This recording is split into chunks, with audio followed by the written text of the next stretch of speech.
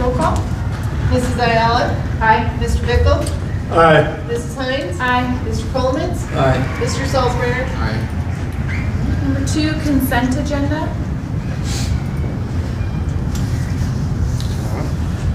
I recommend approval of the consent agenda as presented. Consent agenda below, is below if you want us to read it out loud. So we have retirement. Kirk Shiflett is retiring, a junior high art teacher at the junior senior high effective in June 26th. And approval of spring sports extra duty assignments for the 25-26 season. Make a motion to approve the consent agenda. Second.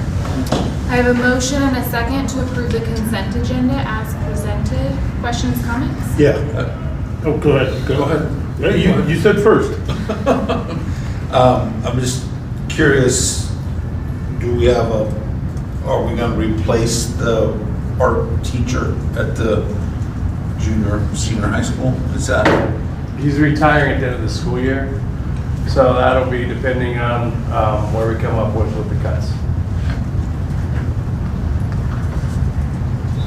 Okay, mine is, since we've got some coaching openings, as soon as they fill, next board meeting, we're gonna approve them, or do you just say, hey, we're approving it with 4 coaches?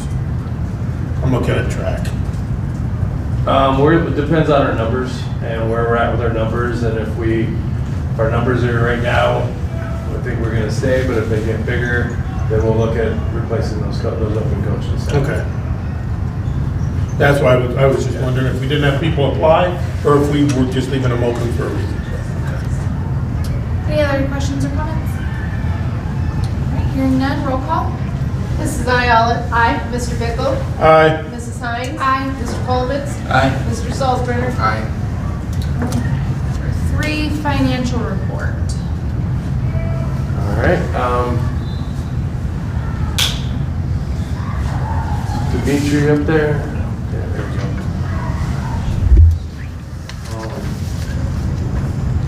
Hello, good evening.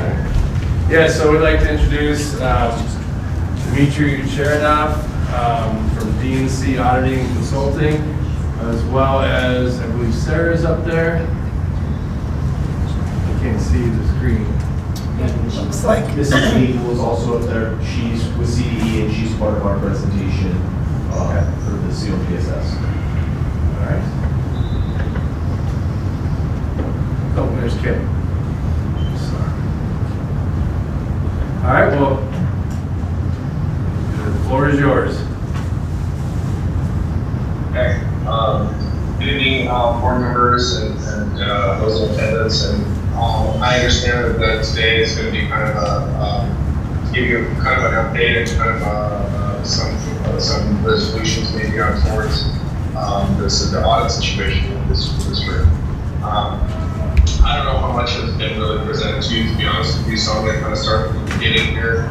You know, we were hired back like a year and a half ago to potentially do the fiscal year 2024 audit for the district. And during that process, there's been a lot of turnover at the district, and we were not able to get a set of books that we could audit at that time.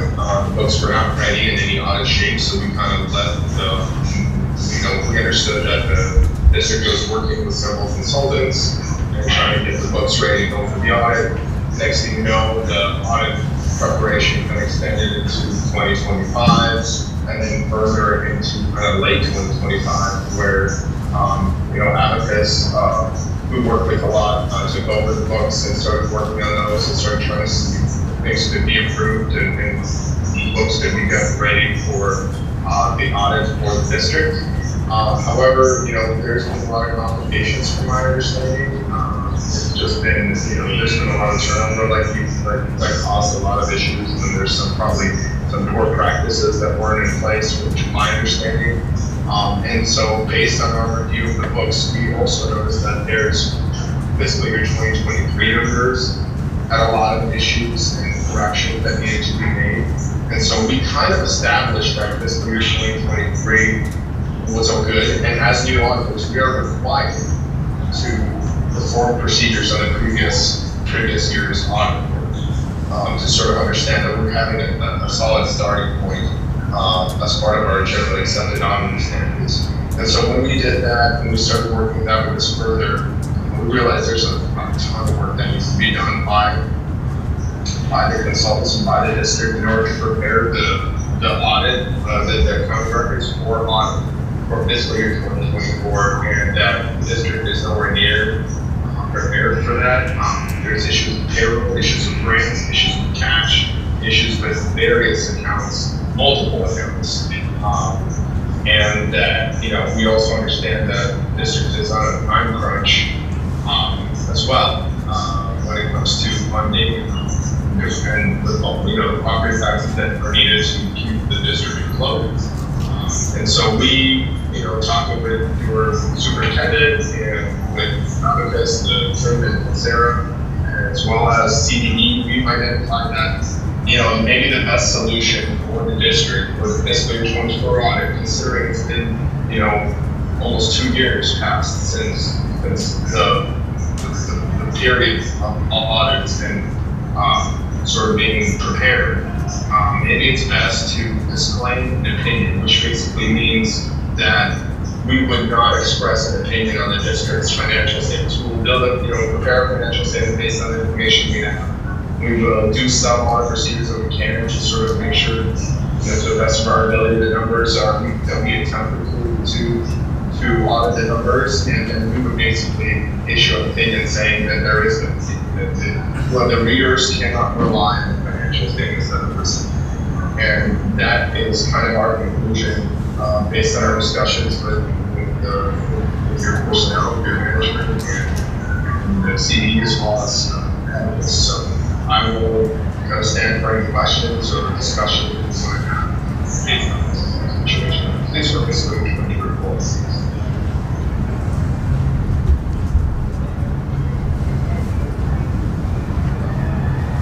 Any questions? How did this happen? How did this happen, and how this is beyond embarrassing to the district? I mean, I don't know. How did we get into this mess? How did this happen? And Dr. Krumholtz, you were not here.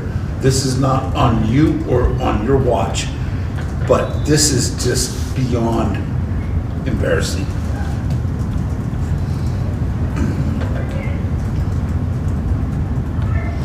Do you have an explanation? And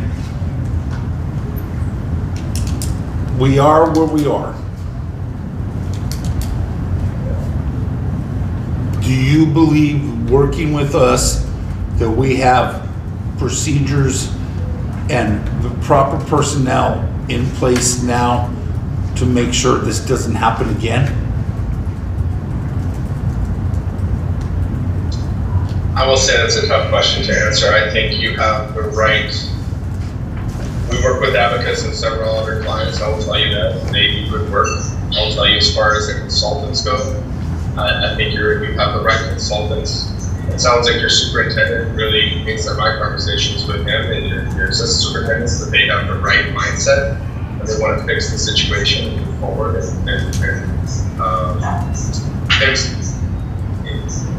basically make things better. Obviously, they weren't here when this all happened. We barely got hired on when this happened. There's a lot of hindsight's 20/20s. It sounds like, it feels like to us. I really can't tell you as far as personnel because I don't know the personnel. We were barely even able to start the audit, to be honest with you. Because the ground workers were in such bad shape, I would say, that we weren't even able to dive into the accounting records to really audit it. And that's where I think we're coming from and saying, I don't know how to answer that. I certainly understand your point of view and the fact that it's not the ideal situation. I think the key is that your current people in place seem to be trying to fix the situation. And that's the best answer I can give you. I don't know how this happened. I mean, it must be years of mismanagement of the accounting records. And, you know, I'm not sure what happened prior to, you know, in 2023, 24. I'm not sure who was managing the accounting records, how they were reconciled. All I know is, you know, when we walked in, we said, we are not auditing these records in the current shape that they're in. And I think that's where we were waiting to see if there would be a better records that we could audit, maybe a reconcile, at least cash being reconciled. I mean, that's no, the first thing you do as an accountant is you reconcile cash. And it sounds like there was months and months and months of unreconciled cash, unreconciled grants. And it was just not done.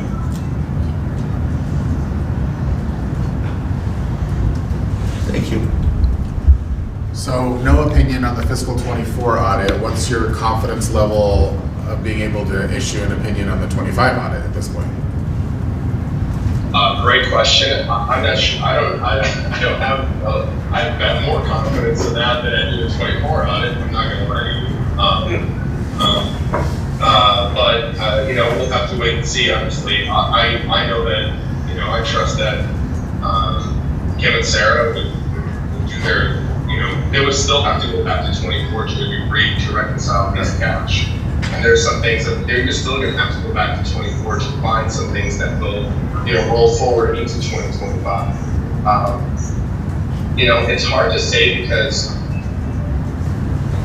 when did the controls go into place? Because clearly there were no controls, or very few controls in fiscal year 23 and 24. I'm sorry, what year? I'm sorry, I couldn't hear you. What year were there no fiscal controls? It doesn't, 24, sorry. Okay, thank you. The school year 23, 24, fiscal year 24. Yes. Gotcha, thank you. I just couldn't hear you. Thank you. Well, I apologize. But basically, what we're trying to get at is that whenever the controls went in place, that's when we would have more faith in the accounting records. Because, you know, I'm not sure when in 24, 25, the controls actually got improved or implemented. That would definitely tell us how much reliance we can place on the accounting records for the fiscal year 2025. And we won't know that until we dive into, you know. So worst case scenario, what would you estimate time frame for this next audit? Fiscal year 25? Yes. Can't give you a time frame, unfortunately. I mean, we're disclaiming an opinion of fiscal year 24. That would also all depend on how, you know, what the accounting records will be ready for us to audit. They have to be, for us to start the audit, the accounting records have to be ready and completed on an accrual basis and reconciled. And that's not, obviously there's a reason why we're proposing disclaiming the opinion for fiscal year 24. You know, so I honestly cannot give you a concrete time frame until I start looking at the accounting records when they are ready.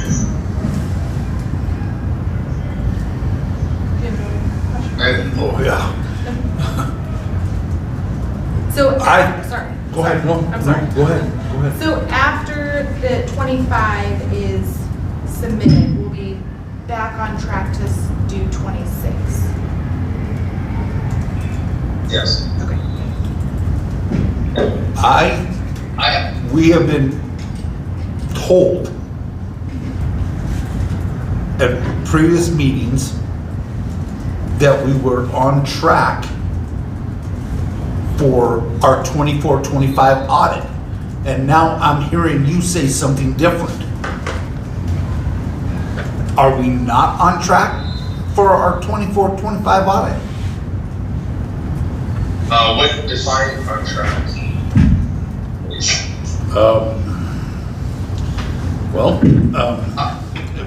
That you had all the documentation that you needed and that you were prepared to begin it.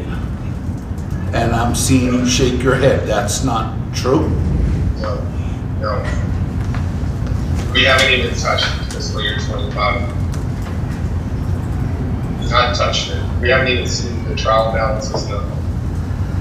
What we have looked at was 23-24. We were able to review the beginning balances and somewhat get a good understanding of things able to reconcile up to that point. And we're able to review the fiscal year 23 starting point. So we know when we start the 24 audit, which we're planning on doing, that we would have a good starting point without the whole spot. So all we had to do was make sure we reconcile 23-24. So we are purely talking about 23-24. We have not touched, we have not looked at fiscal year 2025. That is not in the cards. And it's not going to be until we display this opinion for fiscal year 24. And then that county records will need to be going back and reconciled from July 1st, 2023, all the way through June 30, 2025. That's 2 years. Yes. Yeah. What I'd like to just say is, basically, anytime that we would get emails requesting data, we were returning it on, as fast as we can, or as fast as we could. We would turn it over right away. So we were returning them, but that's when he would go down, or David would be going down a different hole, and then he would need more information. So that's where the holes, or that's where we kind of fell off track, is we started getting missing items over the last few weeks that we could not even find anymore. So that's where ultimately Sarah, you, Dr. K, and we all met and started talking about this other option. Well, I think what we're going to do is maybe about a month ago, maybe a month and a half, we kind of said, look, we can probably finish this audit, but we need this list of things, right? And we went through, we said, look, we could probably issue an opinion in fiscal year 24. We were just talking about fiscal year 24. And we could probably issue someone an opinion on these financials if these list of things would get done. And then after looking at the list, it sounded like it was just not going to be able to be done in a solid enough time frame. And so we said, you know what, the only other conclusion you have, the only other solution you have is to disclaim. Because we will not issue an opinion on information substantiated. So then next steps, after we issue this disclaimer, then you're going to be waiting on basically an audit package from Abacus. So what's the ETA on having that package essentially put together and ready to go for you to look at? I'm working with Jared as well, and we have to get grants in alignment, as well as making sure the cash is in alignment with what I worked with the auditors up until now. So I will be going back and reviewing everything. My goal is by May, is I will have everything in order to send over for them to be reviewing. At some point in May, I should say. Did you say May? Correct.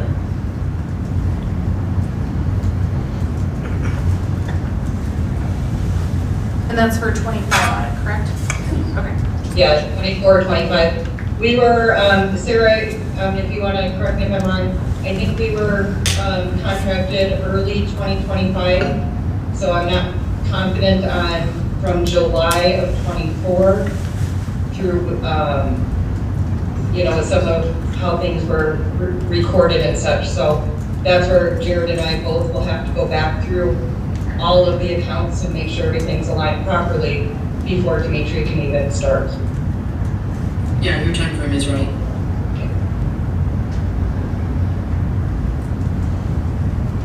We started running payroll not until July of 25. So I'm not sure even what payroll looks like at this point. So that's going to take me some time to go back, especially with Jared, to make sure that the grants are assigned to the right people.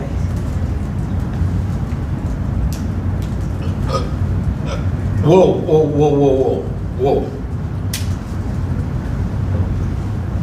Explain what you just said. regarding payroll. And I've got another question, but you interjected payroll. Explain that. What does that mean? What did you just say? We need to go back and review all accounts to make sure that everything was expensed correctly through payroll as well as accounts payable. So everything that was processed through payroll, we have to review all of those accounts to make sure everything's aligned with all grants and all the accounts that they're supposed to be expensed to.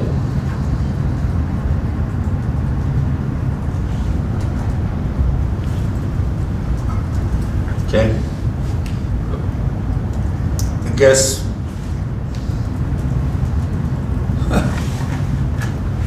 to put it in very simple, clear terms, when can we get our money that the county clerk is holding? From what I understand, Adrian, you want to go ahead? Yeah, as soon as we, based on state statute, as long as you issue some kind of audit payment, which is in this case a disclaimer, you will receive your funding. That's good with us, at least a portion. Which is why the conclusion is to maybe issue a disclaimer fiscal year 24 and not go for the full-on audit to try to audit every account again and try to reconcile everything. And like, we had a whole laundry list of things we need in order to get a cleaner opinion than just a disclaimer. So this will get the district the funding it needs to hopefully finish the year.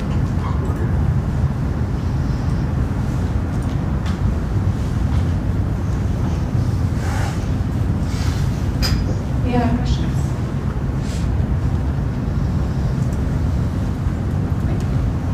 This is a mess.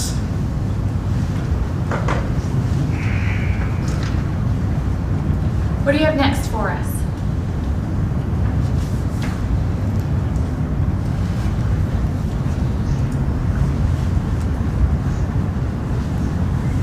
I'm sorry, I didn't hear what you said.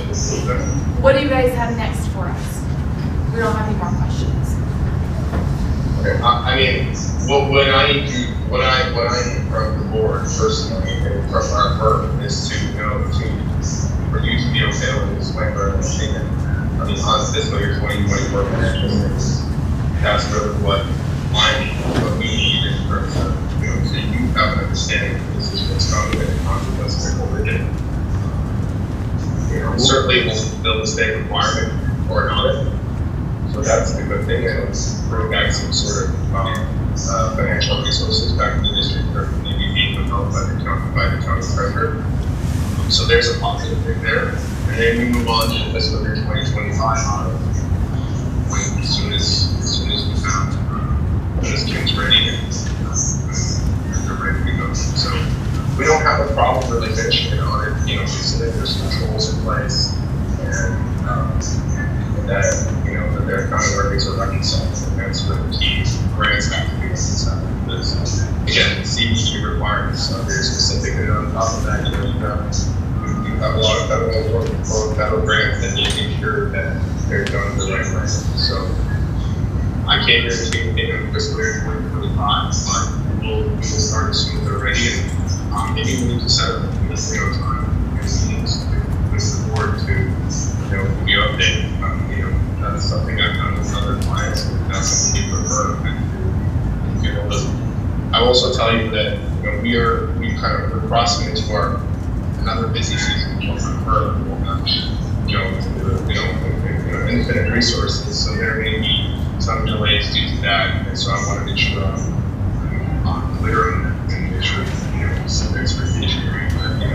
We'll do our best to work around as fast as possible. So there may be some delays due to staff, from May to about middle of June, early July. So there may be some time and differences there. So I just want to make sure that expectations are set and that we'll do our best to get things done as fast as possible. And keep doing the work on what's going on.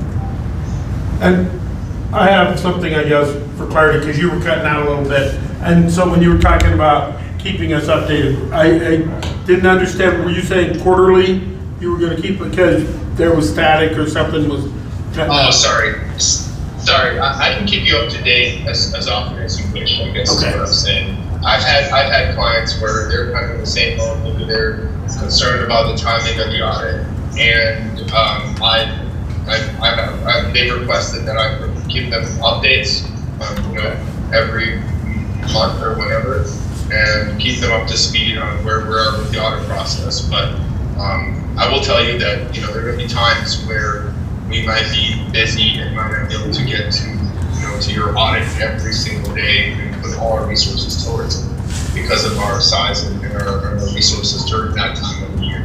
That's why it's so important to keep these audits on a timeline. So, Well, and and thank you for the clarification. Because I feel we'd be remiss by not getting an update, whenever you can provide one. I mean, I understand, the time of year we're in, but because of past financial errors, struggles, whatever you want to call them, I think we'd be remiss not getting an update. so if we were to do an update, I mean, I would probably, once we do the disclaimer opinion, we will probably present that to you as the board. Whenever that's done, and then subsequently, as soon as the fiscal year 2025 audit starts, we will start keeping you up to speed on where we're at from our point of view, if that works for you. Yeah. I'm a consultant, and you're speaking really good consultant speak right now, and so good job. Jill, is this an action item? Do we need to? I didn't have it as an action item, but it sounds like he needs board's approval to proceed. I have one last question. What are the implications of filing a non-opinion audit? What are the implications, ramifications to the school district? Great question. As far as, I will tell you, I don't know all of them. I will tell you the implications are likely broke. As far as this, I can't speak for the Department of Education. I believe you have somebody here who might be able to speak to the implications of that. But as far as, the biggest one is bond rating. That will impact your bond rating in order to decide to approve the bond. How long? Can you talk a little bit more about that, and how long does that stay on our record, I guess? And you're talking about as far as the rating goes? Yeah, the bond rating, yes. And does that affect our current bond? I'll have to look into the current bond. I don't know the impact of the current bond, but as a future, really depending on the rating agency and how they look at it, I would think that if you had, I really can't answer it exactly. I would think if you had several years of clean audit opinions, I don't know that it would impact it that much. It's hard for me to say. I don't work for a rating agency. I've worked with rating agencies before because I've been a finance director before, and I know I've worked with rating agencies. So I know that they look at this as to say kind of a consistency rating and the funding, but they look at a lot of factors, not just an audit. They look at, what's your reserve like? They look at, different factors in the surrounding community. Is there, consistency of revenues, that they look at more than just an audit. So it's just one of the factors that they look at. So it's hard for me to say, but that's the main one that I can think of. I can't speak for the state with the implications on there. I have a question. What happens if 2025 is like this? What happens if we can't find all of the stuff and we end up doing this same thing and we can't proceed? What is the outcome of that?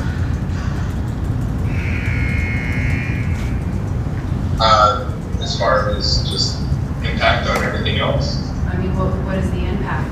Does the state come in? What happens if we can't find all the stuff for 2025? We have the same problems. I don't know. That's something you would have to ask the state. I'll tell you this. As far as I know, the state auditor's office, I don't want to speak for them, but based on my understanding, is that the Colorado Department, the Colorado State Auditor's Office, also the state auditor, would be okay with the audit opinion as presented, the disclaimer for fiscal year 2024. I'm not sure what the implications of ultimately of this would be, but I don't know what that does to. I don't know that it's ever happened right.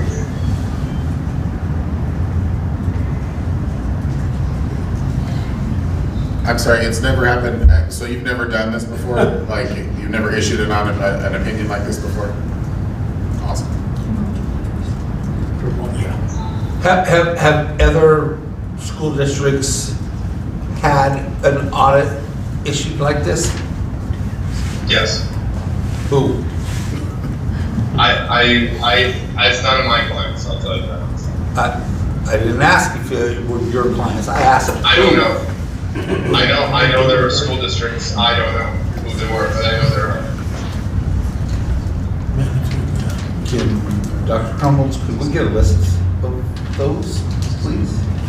Let's see if we can find it. Okay. I entertain a motion to approve the disclaimer of opinion on the 24 audit. I will second the motion. Oh, I will first it then. I'll second it. I have a first and a second to approve the disclaimer of opinion on the 24 audit. Any other discussion? Hearing none, roll call. Mrs. Ayala? Aye. Mr. Bickle? Aye. Mrs. Hines? Aye. Mr. Coleman? Aye. Mr. Salzbrenner? All right, moving on to letter B for the January 2026 financial report.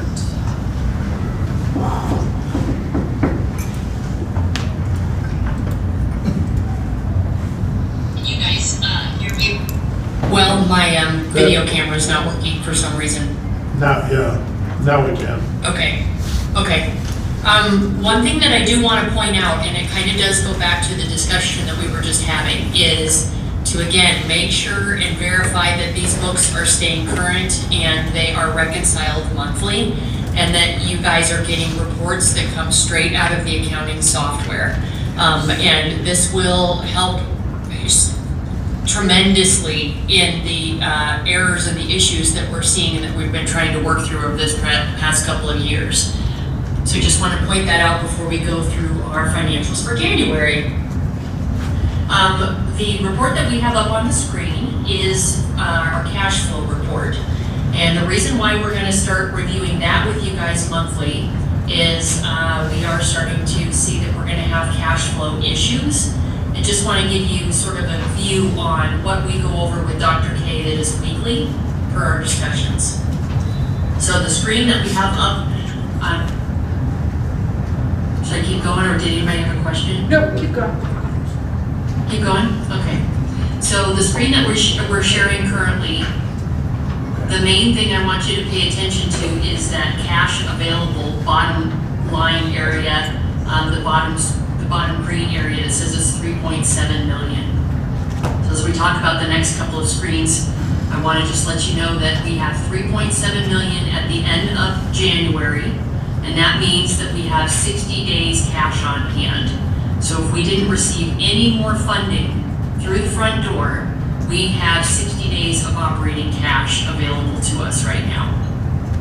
I just want to interrupt, and we didn't get a clear answer on when we were going to get our county taxes or property taxes. So that's it's a concerning. little frustrated. Yeah, it is very frustrating. From what I know, the process for us for Dimitri to issue his disclaimed opinion report is we're at least a few weeks out from that yet. So I would say probably by the time we're having our next board meeting next month, we will start seeing that property tax that's been withheld from us. If something seems like it's gonna take longer, we will communicate that through Dr. K, so he can let you guys know what that time frame looks like. We have currently been in contact with the state loan program through Colorado State, and it's an interest-free loan program. However, currently at this time, they wouldn't allow us to be enrolled in their program because we didn't have an audit for 23-24 in place. So again, another reason why this disclaimed opinion at this time is the best option for the district, so we can continue to keep moving forward. So basically, with the 60 days cash on hand, without doing this disclaimer, after 2 months, we pretty much going to make payroll. Correct? Yeah, we still get a little bit of funding in through the front door, but that is correct. We're starting to see that cash is gonna fall out here shortly, sometime in April or May. And to finish the audit, it would have taken longer than April or May. That is correct. Yeah, the big crux to the matter is that cash wasn't reconciled correctly. And so in order for the process, they have to know that there is no transactions that had been booked to cash that were incorrect. And that's a big project. And that's a personnel issue, that's a mistake on the district's side, is that correct? That is a lot to do with how the finance office was doing reconciliations. So again, I will stand firm on the fact that the district needs to see financials coming out of the financial software. Because an accountant can show you guys reports. If they're made on Excel spreadsheets, how do you know your books are balanced or reconciled?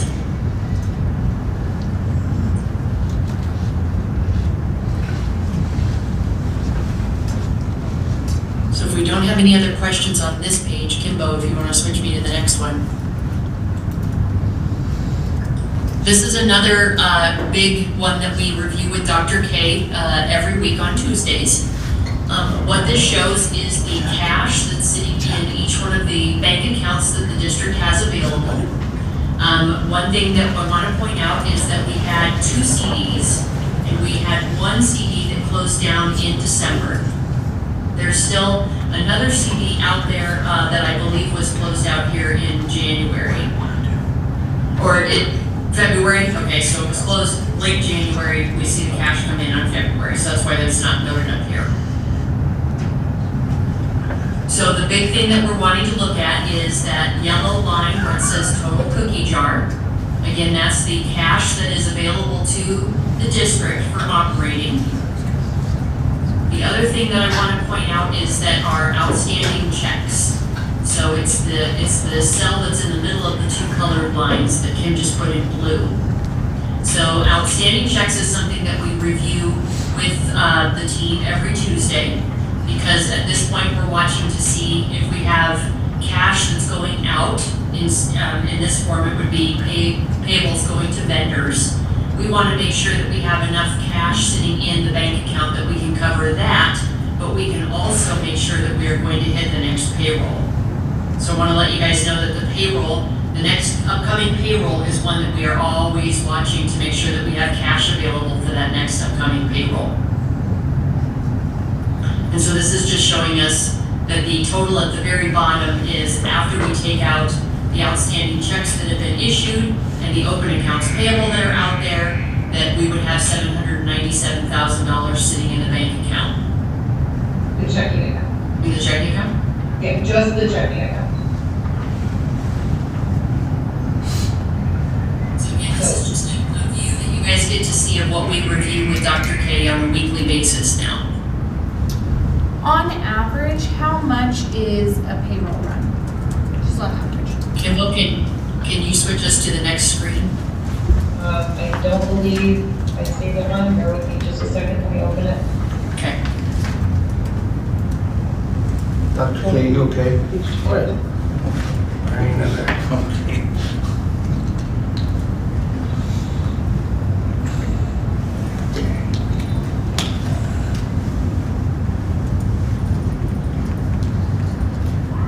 While Kim's pulling that up, I will tell you that Dr. K is very adamant with us, as well as anybody that's helping in the finance department, that we remain as transparent as possible with you guys as well as any of the public. So if any of you guys have any questions, please ask them, or if we need to supply you with anything, let us know. So this screen here answers the question of how much those payrolls are running. And you can see that over in column D, the payroll that was for January came to 1.187 in total, and that's called all in. So that would be not only the payroll amount that's paid out to the employees, but also the para and associated benefits that go along with that. The other thing that's nice about this page is we're also comparing it to this time last year. So we can see, is the district running on track from where we were last year? Does these payroll amounts make sense? That sort of thing. So one thing that we will call out, and Kim is already ahead of me, is that the area down below in red, what that is showing is that we receive funding in from the state each month, and that funding comes in, and then we have payroll that goes out. And so unfortunately, at this point in time, the money that we receive in from CDE monthly is not high enough to cover that payroll all-in amount. And so even with just paying payroll, we're running at an $89,000, almost $90,000 loss each month. And that's not taking into consideration any of the utility payments that we have, or any outside vendors that need to be paid, and that sort of thing. So again, we're not making enough to even cover our payroll at this point. So that cash that we have available to us is very, very valuable. Is that because we miscalculated, we budgeted on a per pupil number that we didn't come in at? Is that why we're not getting what we thought we were going to get from the state?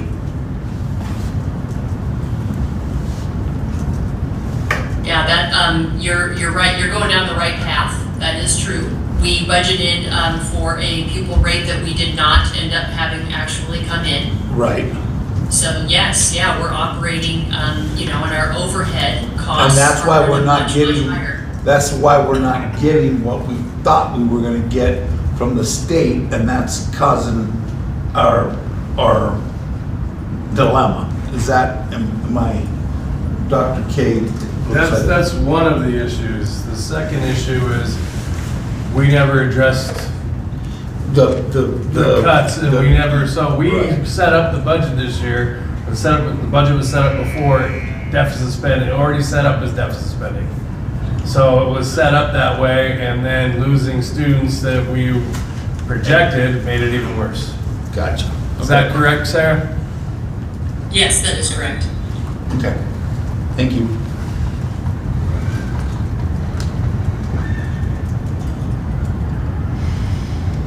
So if there's no other questions on cash flow and what we're watching, as far as all the parts and pieces that go into that, I'm going to go through the financial statements with you guys rather quickly unless you have any questions. We're starting with the balance sheet. And so this balance sheet is through the end of January. And again, what we see on balance sheets are bank balances, are a big part to the assets that we see up at the top. And so again, those are the bank accounts that we're watching as far as cash available to the district. The liability area, which is the next grouping down, that mostly is communicating out any sort of payroll liabilities that have been paid or not been paid yet. We want to make sure that those account balances are really, really low to show that we are in fact running those payrolls and we're paying the taxes and the para that is associated with those. And then the final grouping down is the equity area, and that's basically what's what's called out as being fund balance, or it's also the savings that the district has had over the course of the years. And one thing that we're watching is that net change line, which is that very, very bottom number. What that net change line is showing us is that currently, through January, the district is running at a loss. We've lost $1.8 million so far. Now, if the books were in a better spot, that wouldn't be quite so concerning because we'd be seeing property taxes starting to come in here shortly.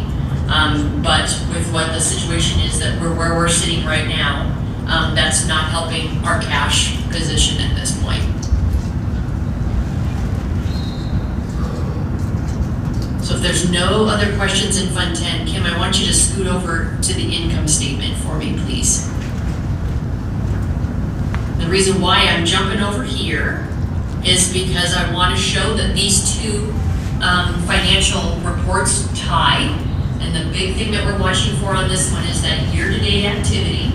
The very bottom number there that Kim has highlighted for us. There's where that $1.8 million ties out to that other report that we just saw. So that shows that the books are in balance and that we have all the financials are talking and they're talking back and forth with each other. And so that's another area that we're going to keep an eye on. Sometimes, not often, but sometimes that goes out of whack. And then I get to call Kim and ask her why. One of her favorite phone calls every month. I don't get them. No. So what I want you guys to pay attention to is over on the far right. So we have the percent to budget column.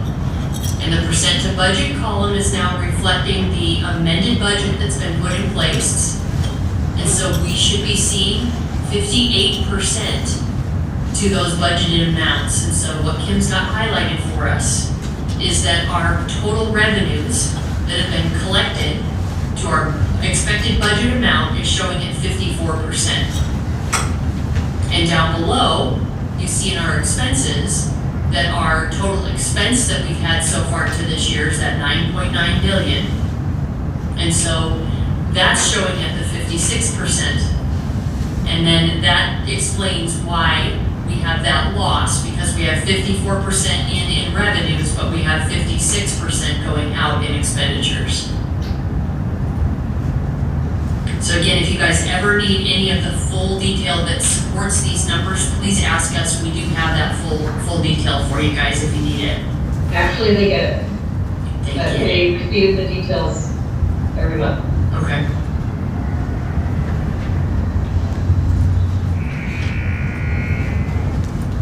So I do want to stop there, and I don't want to. I want to stop for questions number one, and I know you guys have a long meeting ahead of you, but we really wanted to take my time to show you guys the cash projections, how those work, and then just where we're standing so far with Fund 10, because Fund 10 is where the main operating of the entire district rolls, and so that's the fund we're really watching, because that's where all the cash that we need to operate the district comes in and out of.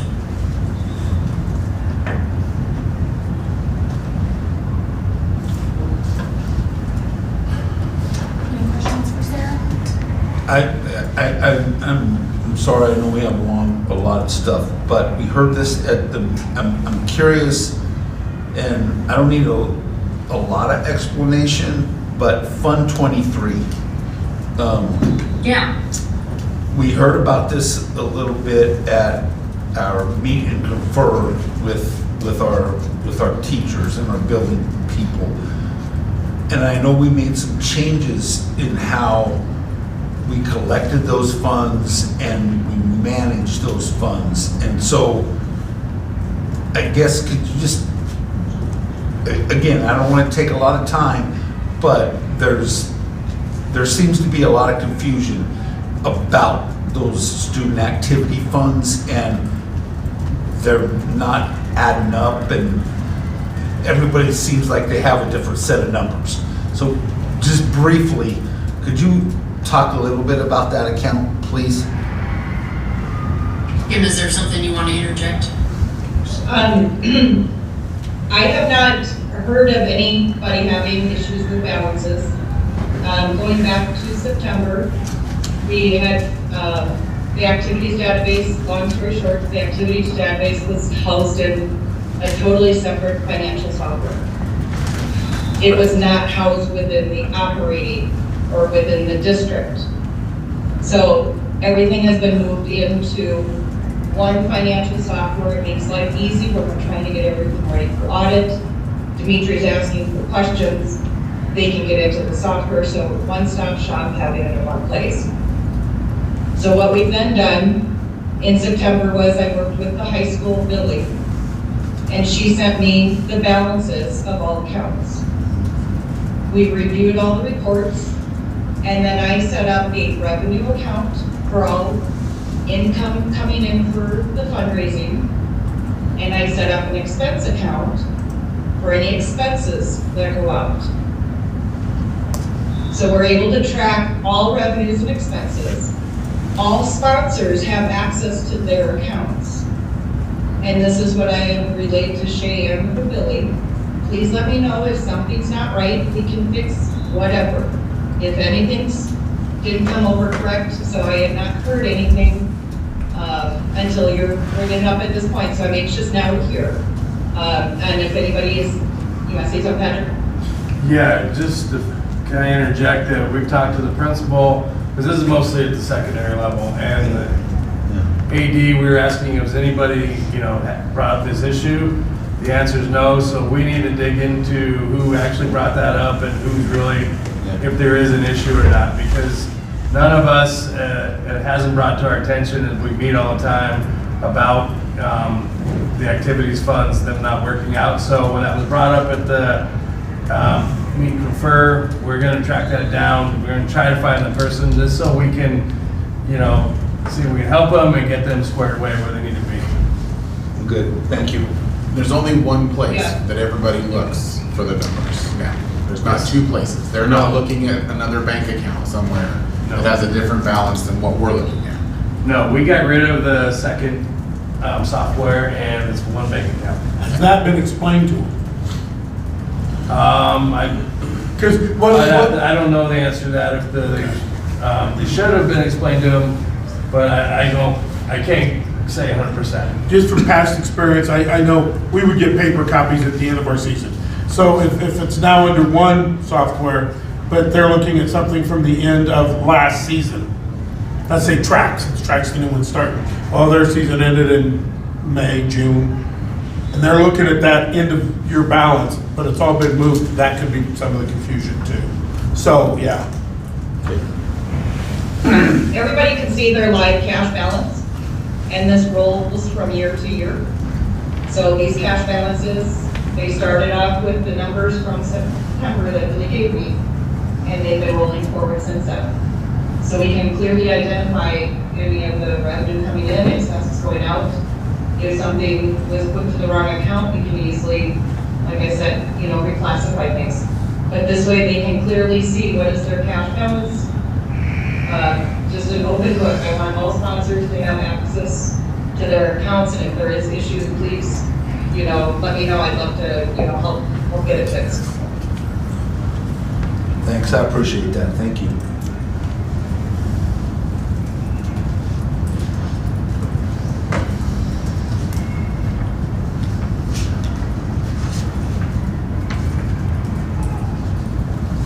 Do you have anything else for us, Sarah? No more, nothing else today. All right. I would entertain a motion to approve the January 2026 financial report as presented. So moved. Second. I have a motion and a second to approve the January 2026 financial report. Questions, comments, discussion? I have a comment, more than a question. I would just like to say it's wonderful, the documents they present because that's never been done. And I think that helps us have some accountability for not what gone previously before us, but for what's going on in the future, that now we have access to this stuff and we can look at it. So whoever our consultants are, whoever set this up, or all of you, thank you very much. Anything else? All right, roll call. Mrs. Ayala. Aye. Mr. Bickle. Aye. Mrs. Hines. Aye. Mr. Colovitz. Aye. Mr. Salzbrunner. Aye. Officer will present mid-year update for the junior, senior high and Tiger Trades Academy. We're working on a tech difficulty, just a second. Want to make sure that we can navigate the slideshow. If not, I might just holler next for each slide and we'll navigate like that. If that works for you, Mark? Yeah, you want to just do that for right now? Yeah, let's go ahead and start with that.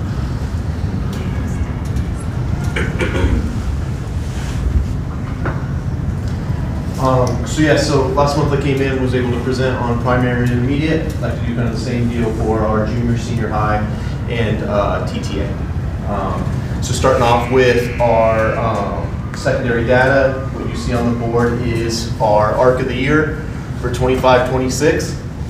So you guys have heard the UVA term 90-day plans quite a bit. This essentially is the same concept, but through TNTP lens. It's called the ARC of the year. So they break down the school year into 4 ARCs, turn those into sprint cycles, identify really clear goals, and then work with staff to meet those goals, collect data on those goals, cycle it into our professional development and our PLC time.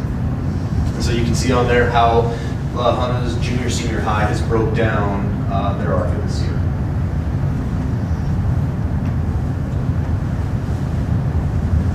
Just to make this kind of the MTSS connection, the connection of the ARC of the year and the HUNA Vision of Instruction data. This data that you see is on a scale of 1 to 5. So this is what an average, or I shouldn't say an average teacher, but this is what teachers have scored on average in each of those categories. And again, what we do with that ARC of the year, the HUNA Vision of Instruction in each of those categories, we start to define the teacher or the adult steps that need to change that will improve student outcomes. So as we navigate through each of these sections, we collect data, see how our teachers are scoring, identify actual steps that we can take to improve that, and then use that to drive our professional development and our PLC. As a former teacher, I'm looking at our overall student engagement. You've got on that slide. Yep. And like for me, it's like, how do you get 2.9? Because I former teacher again, I think your students should be engaged way more than that. So what are you saying? I mean, student engagement is they're just sitting there on their phones, or the teacher's just saying work on your own, or the teacher, what's the student engagement? To best answer that, it kind of mimics a lot of what I talked about this last time of really trying to raise that bar. So at first it's looking at it and going, how many of our kids are actually engaged in the duration of the entire lesson while we're seeing it? And then going from that, what does passive engagement look like, to active engagement? Are they just kind of sitting and getting, or do we have kids that are getting up, wanting to participate in the lesson, working in group work, all those kinds of things? As we started to look at that throughout the year and saying we want to have a higher level for that, is how we're looking for that engagement, if that makes sense. Yeah.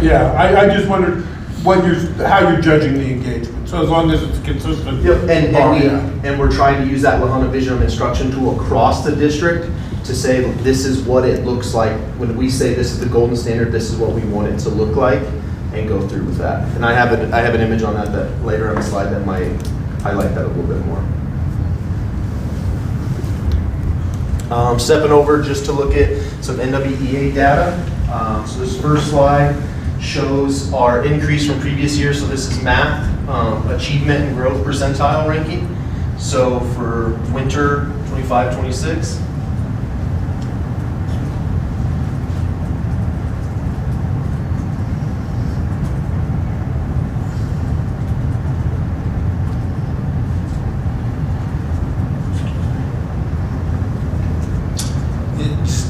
Is that total number of students is, what is that? What number is that? For that 143 that you're looking Well, 143 or 338 or what is that 338, I guess? So that 338 would be the number of students that took it at the building in total. So Okay. 338 of our students took this math test. I got you. And then the 143 is the number of students that met their growth goal on that piece. So Okay. it could be someone that scored low percentile versus high percentile on achievement, But this is just mapping how much growth they had, and did they meet what the anticipated growth should be for that cohort, if that's making sense. And it's for all the math classes, right? Yep, this is, yes. Yeah, I'm wanting to make sure like it's not just freshman math, it's, No, yeah. across the board, yes, sir. Same breakdown. This is going to be for reading.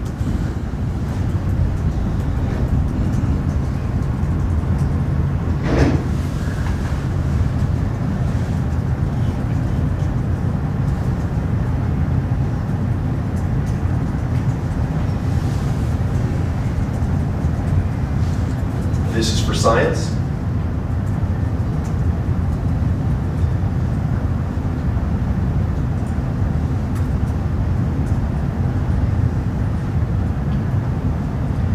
And then we hop over to language usage. This is the only area we've identified so far with looking at just percentile for growth that we fell. So we went from the 37th to the 34th and from the 50th to the 43rd. So comparing last year's to this year, this is where we were. So this is just the average of the whole school. Do you see any trending with just like certain grades, like we've done it in PI for accountability for this school? We can see trends where there's a certain grade that just can't catch a break, or has a trend where they just can't get over a math hump or something like that. Because this is like seeing the overall. I'd kind of like to see if you're also like watching trends with that. Not something I have in my slideshow, but some kind of mimics what we're seeing across the district as our level of rigor goes up. So as the grade gets more difficulty, we're starting to see less and less growth or less and less achievement. It almost has that same stair-stepper trajectory, probably the best way to put that. With this, one thing that the high school has done is they've identified that they do need to have this shared ELA focus, and have tried to kind of bring that into other content areas. So they pushed, like they have a professional development strategy that they pushed to all their staff called RACES, and it breaks down to restate, answer, cite, explain, and they're pushing that same concept to all classes to try to help combat that. And I know you, and I don't think I quite answered your question to the fullest. But, No, I was just wondering if yes, we haven't seen any like one grade level or anything that completely is an outlier or anything like that. Okay. So, Just because of COVID, we had that, and I was just wondering if you're seeing that. I mean, you kind of see it across the board. What we're really trying to get to is not ignoring that piece, but just acknowledging that it has skewed everyone's data. So everyone's facing that same problem. So when we're still dropping in percentile, we're not making the same growth other people are making, and they dealt with the same type of struggle. If that makes sense. And many of those COVID kids, I mean, now in the high school, when that first hit, they're the seniors. And then you've got they're still working it, but at the high school grade level, they had, or I guess they were middle school, in that building. And so, yeah, it's starting to work its way up where they've been in school longer, down there. I don't ever want to say it's going to return to normal, but yeah. So, I guess I just would ask you, what is your opinion of these numbers? That I'm not trying to form an opinion in my mind until I hear what you think. So, what do you think? I mean, there's definitely room for improvement. I think that we, especially seeing the help and support that we've gotten to see from TNTP and UVA at the primary and intermediate level, has really started to change the district's perspective and approach on how we can run our PLCs, our professional developments, how we can be more intentional with making some of this growth.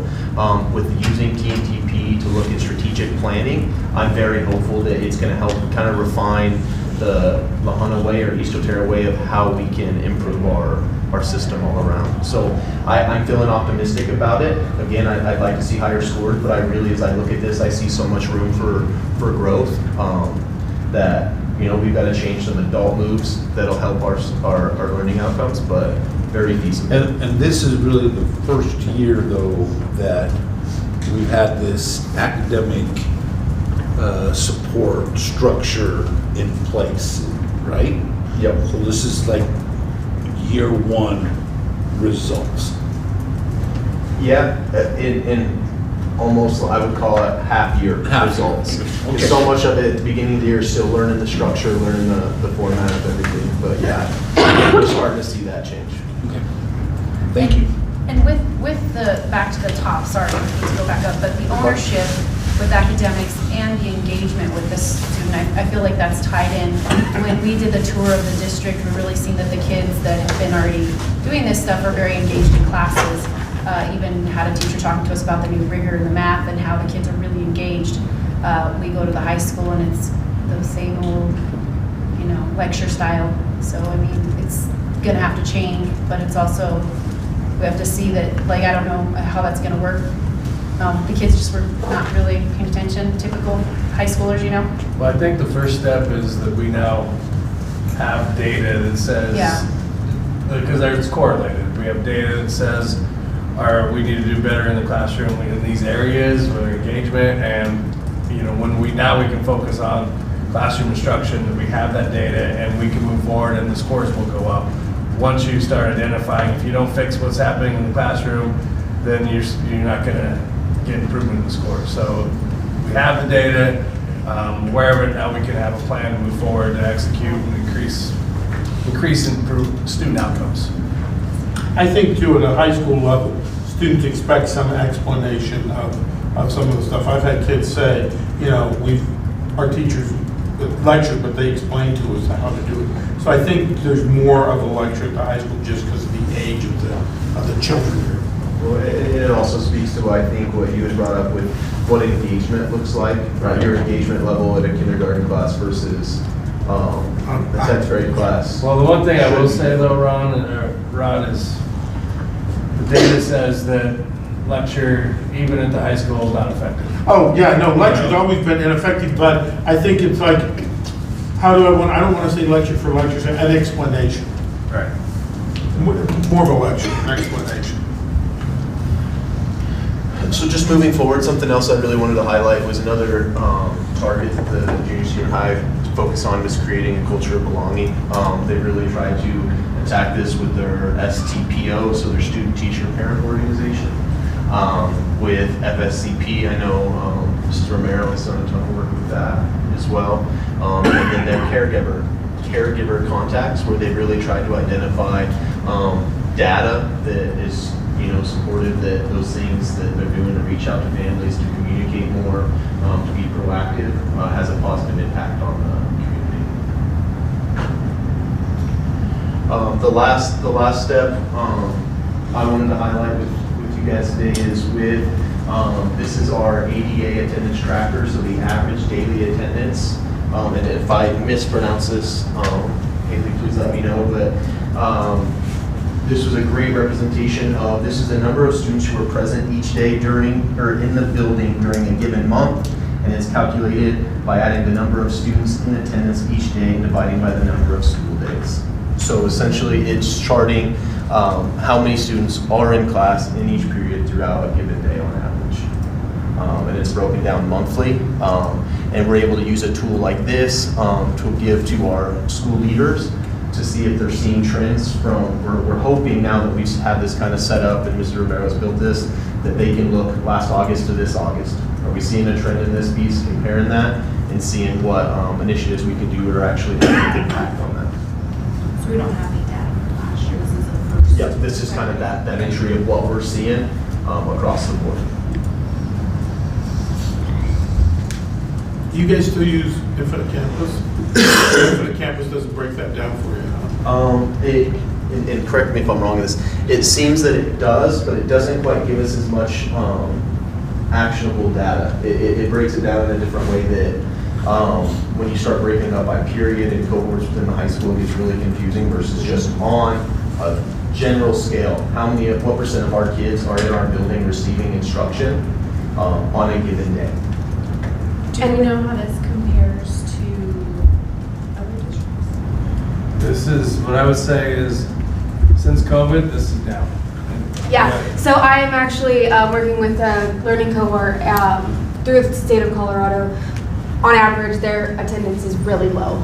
Every district, everybody, I'm with inner city districts, I'm with rural districts, I'm with everybody, and everybody's attendance is low. The state is actually working on a project to decrease absenteeism by 50% across the state. And we are kind of getting there, but they're really putting these learning cohorts together so that people can come together, talk about what they're doing in their district, what's working, and how we can exchange some ideas. And we have some things in place that we're going to work on for next year. Those are slowly rolling out, or finalizing so that we can roll those out next year. But it is across the entire state. Attendance is low. But I'm looking at our numbers and I think they're pretty good. I mean, they're better than they used to be. Yeah. No, I would say this, that you want to be, before COVID, what was considered good was 93, 94%. Yeah, before COVID, yeah. Before COVID, yeah. So I think this is average of what's going on right now, better than in some places, but definitely down from pre-COVID numbers. Well, in pre-COVID, nobody had ever done online stuff like, that before either, so that's, All right, so I'd like to just transition over for Tiger Trades Academy. So again, we have UVA, TNTP using the UVA approach of a 90-day plan, identifying our big rocks. So again, big rock systems for knowledge and clarity of standards aligned planning and instruction, and then systems for coaching, feedback, for observation, feedback, and coaching. Again, just to highlight that Lahana Vision of Instruction tool, and it's kind of small on my side. I apologize on your side. It's a little harder to read. I can get you a PDF version of it. Essentially, again, what that's looking at is what are the specific steps when we break each of these bullet points down? What could we be teaching our staff, or what can we focus on in a PD or a PLC to really make this come to life in our classrooms? Here is the Vision of Instruction data collected for TTA. So again, your average scale rating from 1 to 5 for teachers at TTA. Did the same people do the grading across districts, or was it different? Or across schools, or was it different? Great question. So originally it just started where each building was kind of doing their own. So principals, instructional coaches, admin, they were doing just their own. We started to see, especially with MTSS and our work with TNTP, that district norming just wasn't taking place. So what we started to do was build a cohort. Right now, it's currently just the instructional coaches and myself, where we'll go to each building so that our primary instructional coach is seeing it at the high school level and having more of those conversations to really define what this should look like to start that norm. Our goal for getting to this point would be to where we can put some of these cohorts together so that teachers can go see other buildings and vice versa, so that we're getting that seen across the district.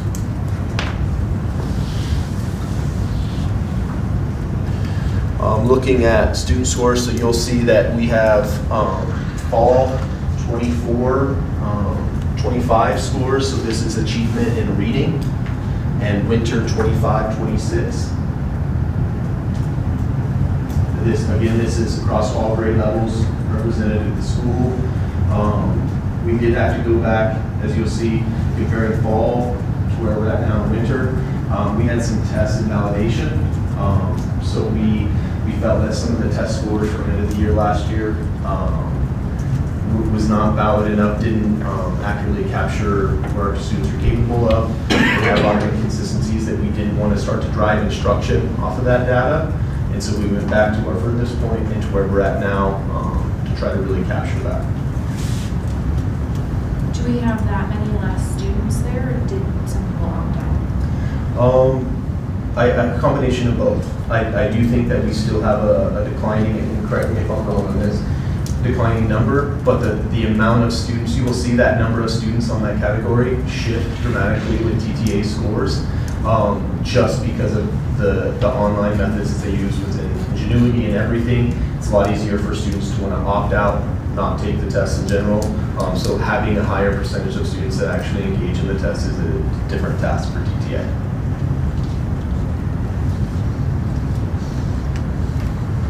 Moving over into math, you see where we, again, fall, we're at the 11th percentile ranking, and are now to 14th.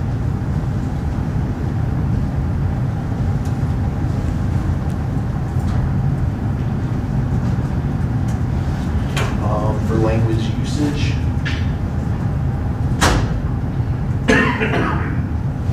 Same thing. The reason you don't have a statistic for winter kind of goes into what you brought up as times. We had not enough students. We did have some students take this, but the population of students that did take it was so minimal that it wouldn't be right to share that data just because it'd be too easy to identify the students by it, if that makes sense. Usually once you get a small enough portion, you don't want to share that out just to make sure that it still remains confidential.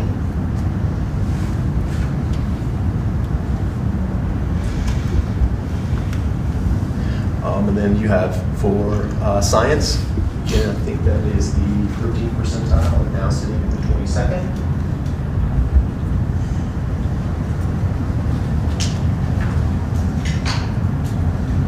And then you have your final slide, which is your TTA attendance tracker, again, broken down that same way.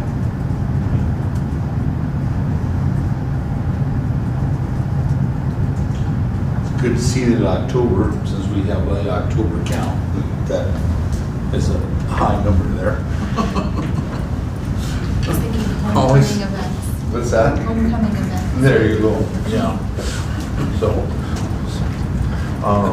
well, again, I appreciate your guys' time. I know I went a little bit over my anticipated time as I went through. But is there any questions or anything that I can highlight or answer for you, or even take back so I can get more information for you? Okay, I've never taught under Dr. Krumholtz. I've never had you. Lahana, though, is famous for doing a bang-up job this year on this, and then it kind of falls to the side next year because we've got new obstacles and challenges to overcome. So hopefully next year at this time, we're going to be able to see almost go from a slide deck to a spreadsheet. As you're going to, because I wouldn't mind seeing the trend over 3 or 4 years as we gather the data. I think that's better for mapping. So I just wanted to say, hey, what you did, I think, that's the right track, just as long as we stay on it and make an impact. Not another nice new shiny stone over here that we go for next year, yeah.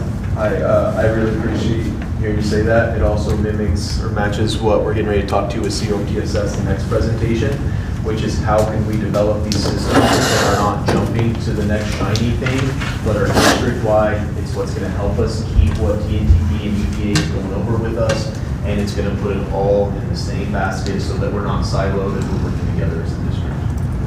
Good. Anything else for Jared's presentation?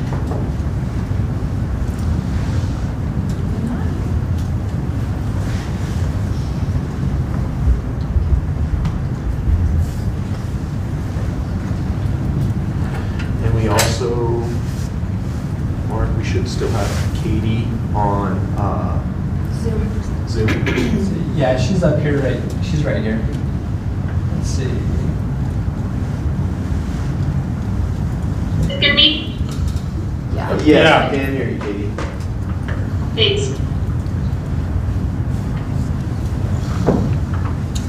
We're getting your image put up and we'll get rolling.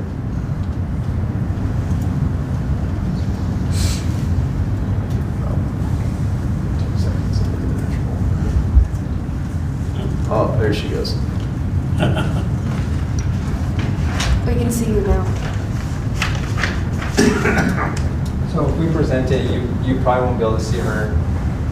Is that okay with you guys? You guys okay with that? You guys Yeah, slide that follow in front of you? Yeah. And then set that, perfect. All right, so again, thank you guys for your time. Myself, Jared Wilson, Chief Academic Officer. I'd also like to introduce Ms. Romero, our district social worker, and then Katie Gable with CDE. Thanks, everyone. First, I just want to say I applaud you for your work, doing everything you're doing with the district around your finances, and I wish I had answers for you when that gentleman was speaking and said here's from CD, and I thought, oh man, I wish I could help you, but that is not my office or my expertise. So I'm here to support you in any way that I can, and I definitely know the folks who are working with you and know Glenn Costas, and I think he's a great resource to help you with kind of the CDE financial questions. But I just want to say thank you to Jared and Haley for our time together today for this is just to really give you a picture of what is happening in your district and around the state with Colorado multi-tiered system of supports. We have a federal grant that supports the work. The grant is ending, but as Jared mentioned, this is really a continuation of the work that you guys are doing. So there's no financial obligation from the district to commit to this. It really is looking at a framework of connecting the great work that's happening in the district and kind of continuing to move those things forward. So our hope is for you guys to have an understanding that when you hear multi-tiered system of supports, that you know what that is, and that you can connect with Jared and Haley and the other leaders in your district who are doing the work to support the efforts.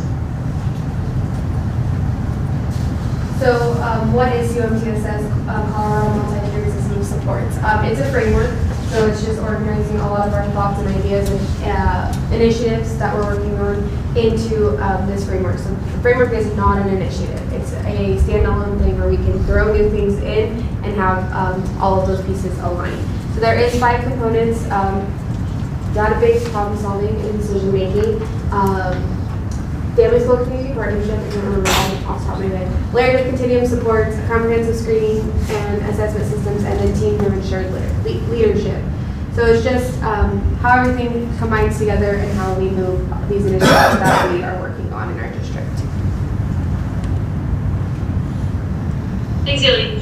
I'm going to share just a little bit about those components and sort of what the work is looking like in your district a little bit. So the first foundational component in MTSS is team-driven shared leadership, and this is really the foundational piece of the work, right? It is that you guys have a district-level leadership team that is looking at the systems and structures that exist in your district and how to work toward outcomes for students, right? So the reason we're all here is how do we get student outcomes that we're working toward. So your district has a leadership team, Jared and Haley are on that. And then there's also a leadership team through the BOCES, to the Santa Fe Regional BOCES, and that is spearheaded by Natalie Brown. And then your folks go and meet with some other district leaders and Natalie around that team-driven shared leadership. So it really is the foundational piece. With that is the database decision-making and problem-solving. So Jared just shared a ton of data, and it really is something that the implementation team is using data to drive decisions, right? So you're looking at academic data like those NWEA scores, CMAS scores, and also non-academic data, so like that attendance data. Someone who asked what the attendance rates are, so as a state right now, our average daily attendance rate is 91.4%. So your guys' data is a little below the state average, but that is K-12 average as well. So just to give you a reference point. So again, that team is using data like that to make decisions, right? Like where are we ignoring with other districts and schools? Where are we showing growth in our own district? And that really is driving the work. The Family School Community Partnership piece is really key, and Haley's been doing some really great work around that and working with another CDE team that supports our office as well, of how do you make sure parents are engaged. And we know that the biggest support of our kids' success is their families, right, in the community. So making sure that they're looped in and a part of that work. Comprehensive screening and assessment is just that, right? It's looking at how are we screening all of our students to know what supports we need to put in place, and then what are we doing with that data. And that's the 5th component, which is the layered continuum of support. So once we have collected data and we've screened our kiddos and we know where everyone's falling sort of in the spectrum of the expectations and standards, we're able to put in supports and look at that strong universal tier 1 instruction, and then which of our students need additional supports for either enrichment, so which of our kids are above and beyond and we need to enrich them, and which of our students need more intervention supports who are not responding adequately to that tier 1 instruction. So those are the 5 components that really set the foundation framework for the MTSS work across the district. And like I mentioned, it's really important that this is not a program, it's not something that comes and goes. It really is a system and a framework of how you do business. So it's something that will continue on beyond any of us, right? And it's really going to set the framework for how your district kind of goes through the work. So to share a little bit more of how the team breaks down we are supported through the regional implementation team, like she said, with Natalie. We are with Rocky Ford, Los Animas, Wiley, and Shiraw. So we all meet once a month and we really discuss what we're working on in our district, what they're working on, and then how we can support, and we get some feedback from CDE and then our BOCES as well. And then our district implementation team, Jared and I, are co-coordinators, and then we have our principals and our instructional coaches who sit on that team, and we're really looking at that data or any issues that kind of come up when we're trying to work on that consistency throughout the district. That's really what our day is focused on, our district implementation team. So just, those members, Shiraw, Los Animas, Mohana, Rocky Ford, Wiley, that's our BOCES district, right? Mm-hmm. And who draws those district lines? How does that? It's whoever we have to like accept them in, so we have to like vote and say we're gonna add somebody. I think there was somebody interested in us recently and I think we declined it. I don't know what it was, I don't remember what it was regarding, but you have to, it's a long process. But no, Okay. we're within our group, and it was from somebody way far away, so. Okay. Yeah, just Wiley just seems like. BOCES across the state. Yeah, just so you know, so there are 21 BOCES across the state of Colorado, and they all do operate a little bit differently in terms of the services they provide to the districts. Also in the Santa Fe Trail BOCES is Swink and Kim. Districts are also a part of the Santa Fe Trail BOCES. They just have not been a part of this specific work in this grant cycle. Cool, thank you. And then after our bit, we're working on supporting our school implementations team, so our CSIDs. Those kind of live right now in our ILTs, our instructional leadership teams within our buildings, and we're hoping that through a lot of this work we can expand and bring in teachers, general ed and special ed and different things like that as well. And to really highlight that, within a building, we usually see our principals, our APs, and then our instructional coaches. But we're trying to get as more of a voice from some of our lead teachers, some of our specials teachers, from special education, things like that, just to give a better voice to what we're doing. So then you'll see this little stair step picture here.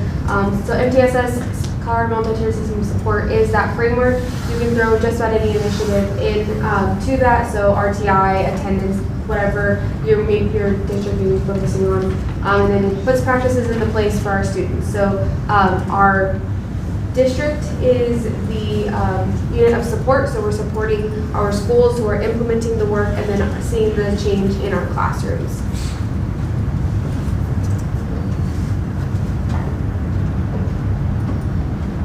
Haley, and next I just want to share this visual. This is something that we use a lot in our office around the reasons for having a framework.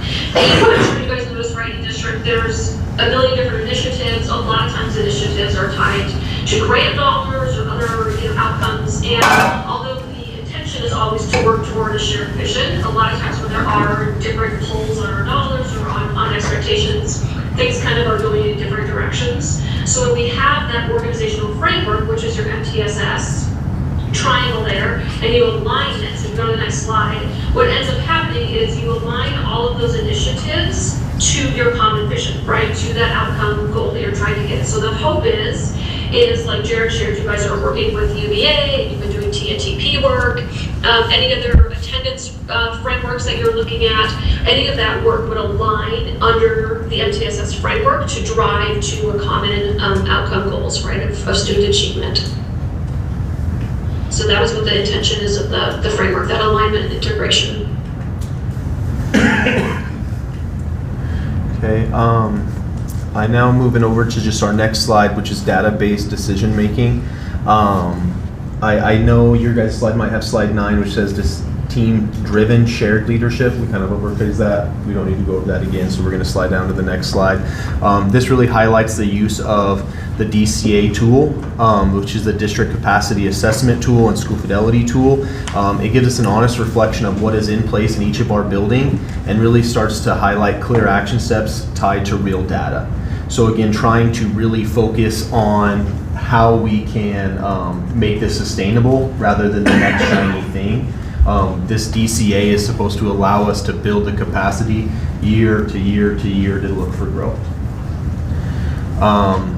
So again, this DCA allows us to look at systems that are already in place and needing clearer documentation.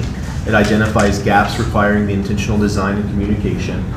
It outlines inconsistencies across buildings that need aligned, and then gives the district clear priorities to focus on improvement. When we break down the DCA, and kind of how the DCA gets broken down, we meet as a DIT team once a year, was originally how it kind of started, correct me if I'm wrong. So as a district team, and you go through, I believe it's 28 items, and everyone rates themselves, and then you kind of negotiate what rating, depending on what your building might see versus someone else's building, come to a consistent on each of those 28 categories. So overview of that entire DCA that we did once a year really comes down to the strengths that we've identified in the district has been the improvement in coaching across the district. We've seen that our coaching has become more targeted, has more clarity, has been more consistent. We have found that our PLC structures become more aligned, and that our professional development alignment really has started to go into cycles. So now that we're getting into classrooms, seeing teachers more often, getting more observations, we're able to identify more of what they need so that we can give them more precise coaching. Areas that we found that really need improvement is highlighted there. Number one is written processes. Through the DCA, we've identified that there's a lot of great things we're doing, a lot of things that we didn't realize that maybe primary or high school were doing, because we don't necessarily have everything down into a written process.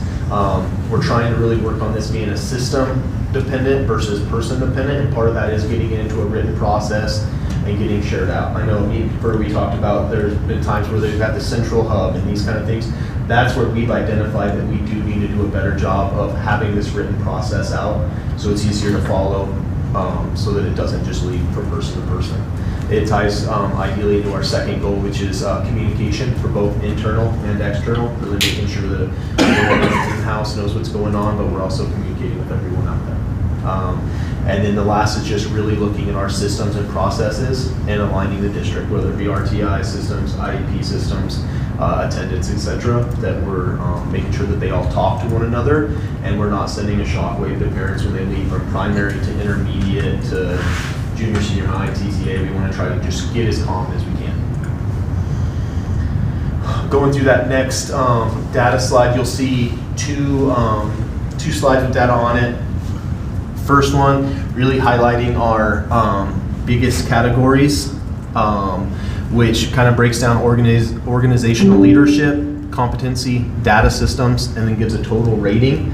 And you can see how we've scored in 2023, 2024, 2025, and then we just completed our DCA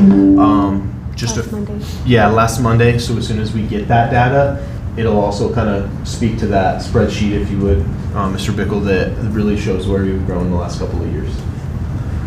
And then that next slide breaks down the leadership, fidelity, selection, training, coaching, decision. You can see all those areas that we've had some growth, and then ones that we might have plateaued, and where we want to try to target going forward. And again, as we look at growth, one thing we've identified is we think we can improve all these numbers just by really focusing on our written process for what we're doing every day and being clear about how we're doing it. So are you gonna just looking here at just the numbers, some like 3 numbers in a row that seem to have plateaued: selection, training, and coaching. Are you gonna target those specific areas where it's kind of flatlined? Yeah, go ahead. So also, I want to share, so when we talk about that team-driven shared leadership, that has changed over the last couple of years. So this is our 4th year in the grant. The first year, it was me pretty much running it by myself as a baby social worker and a baby to education. So when I was thrown into this project, I was like, hey, I need to learn everything about education. And so the next year, it was me again, add another person, Sky Sis, and she was helping me co-coordinate, and then her and I started the last year together, and then when Jared and I came on, so there wasn't a lot of opportunity to do a lot of work because we had to still do our regular jobs and build in that this additional supporting thing. So now that I believe once we get our 2026 data, those numbers will improve once we get that, because we have people in positions to do the work to make those numbers move. And yeah, essentially to also answer your question, we see that plateau, that be an area we would want to target, and we would really want to look at why are we plateauing? Is it something we need to change, or is it something that we're inconsistent? Is it something that maybe junior, senior high is doing really well? Primary might not be there, or vice versa. How can we make sure we're sharing that? Make sure that we're sharing with everyone how we're doing, so that we all kind of raise that bar together. And again, just to bring it up again, that Lahana Vision of Instruction tool is really aimed to guide the golden standard for teaching at East Otero. As we develop it, as we increase it, as we look at it, we're trying to do all those bullet points to really improve student outcomes across the district. Next one. Again, look in district Big Rocks. Big Rock 1, you guys have heard planning implementation of high quality instructional materials. Across the district, we've looked at internal audit of materials. What are we using? Common components of curriculum. So even on curriculums, for example, we have wonders at primary and intermediate ELA. We found so much discrepancy in how teachers are using it or what components within that curriculum, because most curriculums try to sell you everything under the sun.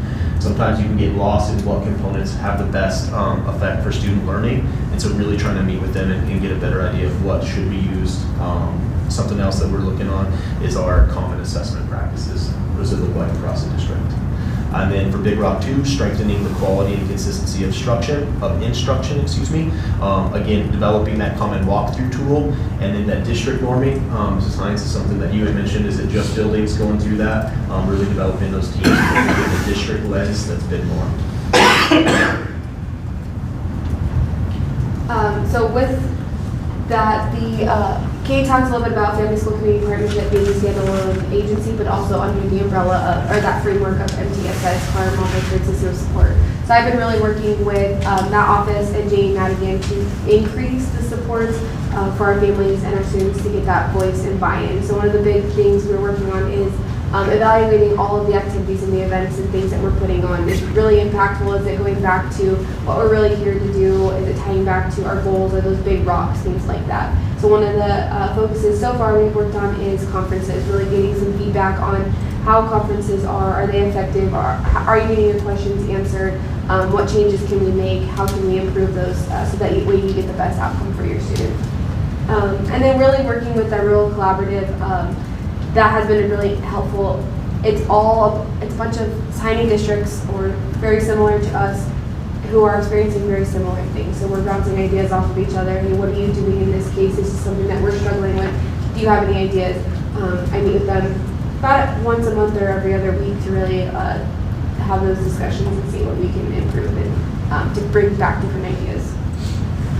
And again, just to really tie up that UVA approach with the strategic alignment within the district systems, and the TNTP focuses of coherent instructional programming, developing that culture of belonging, and then having that consistent high quality instruction.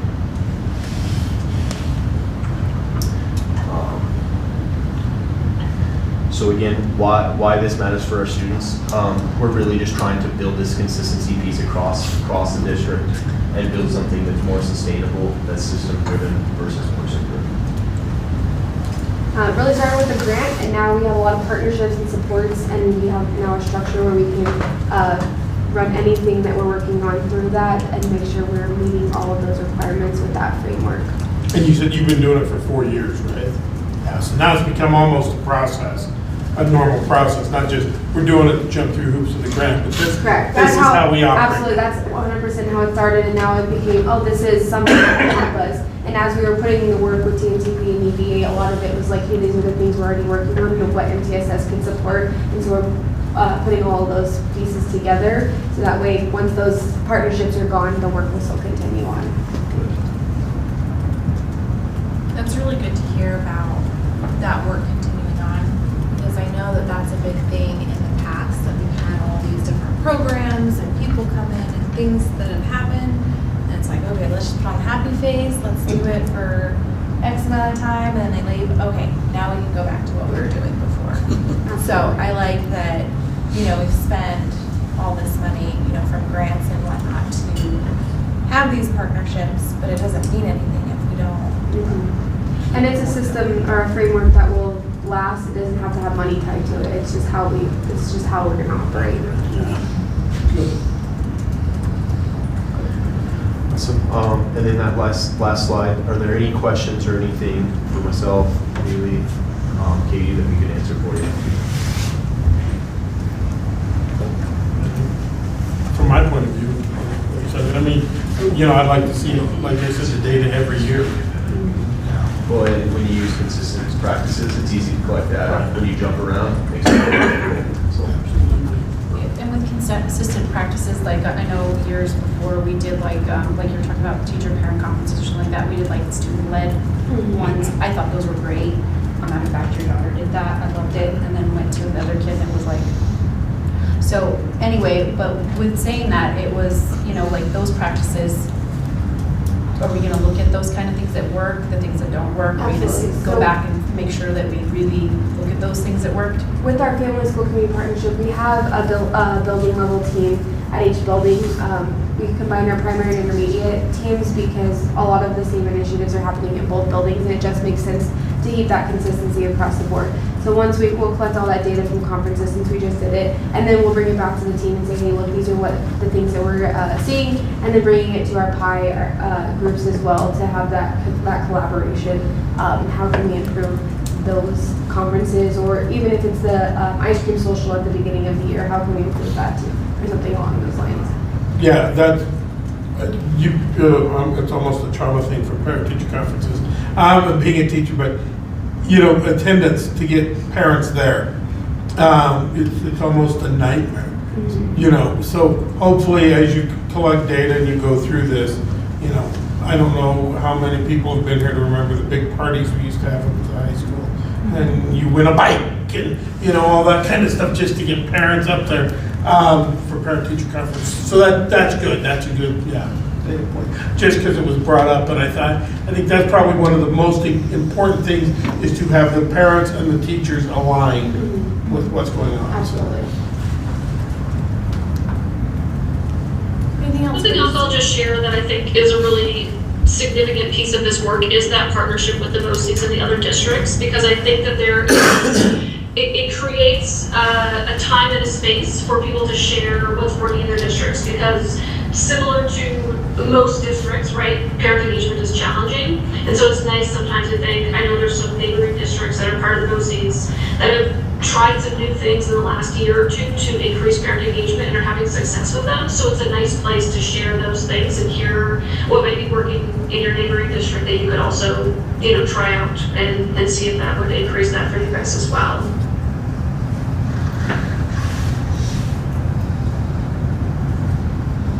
Any other questions or comments? Just the last closing comment I want to make is, as we've gotten to work with CDE and seen so many people rather than an organization, I just really want to highlight Katie as another example for CDE, where we have a person that has met with us multiple times, even just on this presentation, to really help us succeed and be successful in everything that we're doing. And so I really want to make sure that I highlight you, Katie. Thank you for your support as we've navigated through this. Thanks, Jared. And I echo that back. I have really enjoyed working with you guys, and I'm excited to see all the growth. And if anyone has any questions ever, please don't hesitate to reach out to me as well. And I'm happy to share anything with you guys in terms of the data too. That district capacity assessment is also available if you were curious to see what the questions are as the board or whatever, that can be shared with you as well. Thank you. Thank you. Next thing, last week we got a letter from the IRS that states that we did not,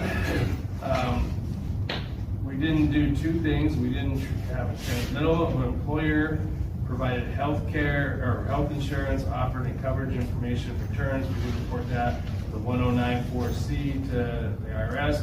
We also did not complete form 1095, employer provided health insurance offer and coverage.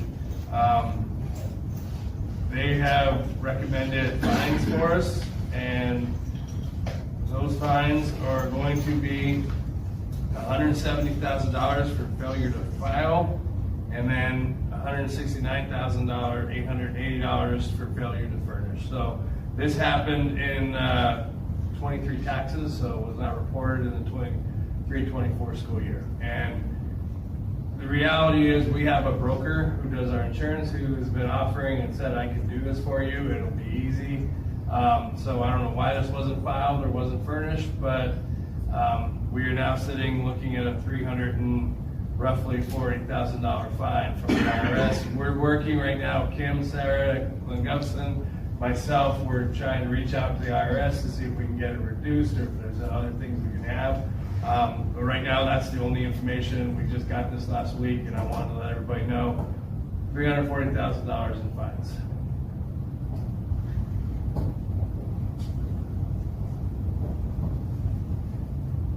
Do you know, is that, was it our central office that was supposed to file? Yes. Yep. The central office. Do we have any,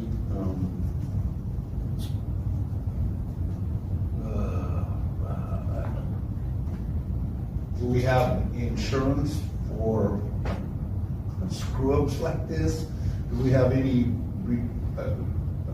can we do anything? Do we have any, what can we do? We're working on it. I'm not optimistic because the IRS, when we were originally talking about it, we're working on it. We're working to reach out to our attorney, but it doesn't feel like the IRS negotiates or works with the other parties. So we'll give answers for you at the next board meeting. Right now, we just got the letter, so I wanted to let everybody know where we're at with this. And we're working as quickly as we have. We haven't been able to get any progress because it happened so quickly, and it's not long ago that we got this. Do we have from here on out, since we know this was an issue now, can we? It will never happen again. Okay, I was gonna say, can we have like a check system 3 times, check it? Yeah, and this should have been done. We have a broker who's offered to do it for us, and it was not done, and there's no excuse for this. No one else should have done it for us, like an AP or a payroll provider. They've offered to help us. They said we would do it for you, but when I was told, and We indicated no. we indicated no, we have it, and then we didn't do it.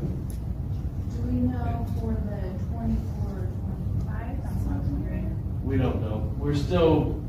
We're worried that more of this might come through. And what implications does this discovery have, and potential, as you just referred to, potential future discoveries?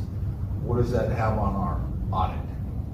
And is that going to delay our audit, and is that going to delay getting our money from the treasurer?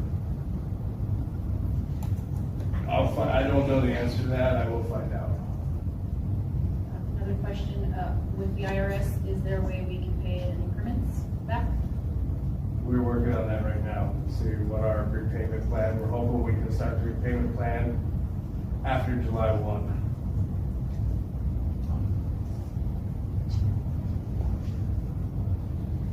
And I'm gonna move on, and this isn't gonna get any better. We also found out not long ago that from the years 18 to 2022, what the state does is they give us money for the students in October 1 that we can count. They go back and audit to make sure that the school districts are counting kids that they actually can count and can get paid for. In 18-19, we owe back $2,433. 19-20, that went up to $45,657. 2021, we claimed $18,000 that we weren't supposed to, and then in 21-22, we claimed $30,000 over $30,000. So in total, it's $97,136.85, and that is for state equal. And then we also have to do transportation. So same thing, we ended up with fines. Our total fines is $113,847.34 to CDE. We have worked with them, and we have until November of 2032 to pay it back without interest. So there we have a repayment plan that we're going to go in effect. We will start next school year, the 26-27 school year, so after July 1, they'll be pulling the money that they give us for our kids every month. We're gonna have them automatically take out that amount until we pay it off in 2032. So that's $113,000. So with the two total, we just about $443,000 between the IRS and CDE that we are now on the hook for. And to your question, we don't know if we're out of the woods with other things that are going to come in prior to us taking over the district. And this happened clearly, it happened under mistakes made by district personnel. Yes. And wasn't under your watch. And it wasn't under the previous superintendent. It was only here for 1 year. So it was under a different superintendent. Very unfortunate. Not only were we overspending during those years, but we were also collecting too much money that we shouldn't have. Correct. And not filing, yeah.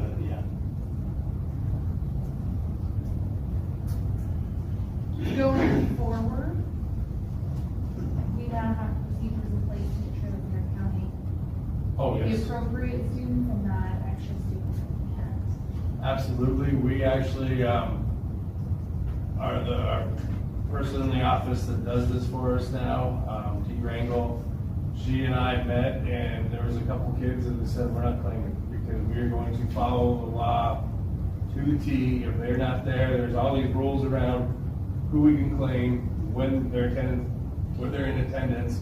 We're not taking any chances of, there is no, yes, it would be nice if we claim the kids, but honestly, if they're not attending, you shouldn't be claiming them anyway, because most likely, they're not gonna be coming back to school.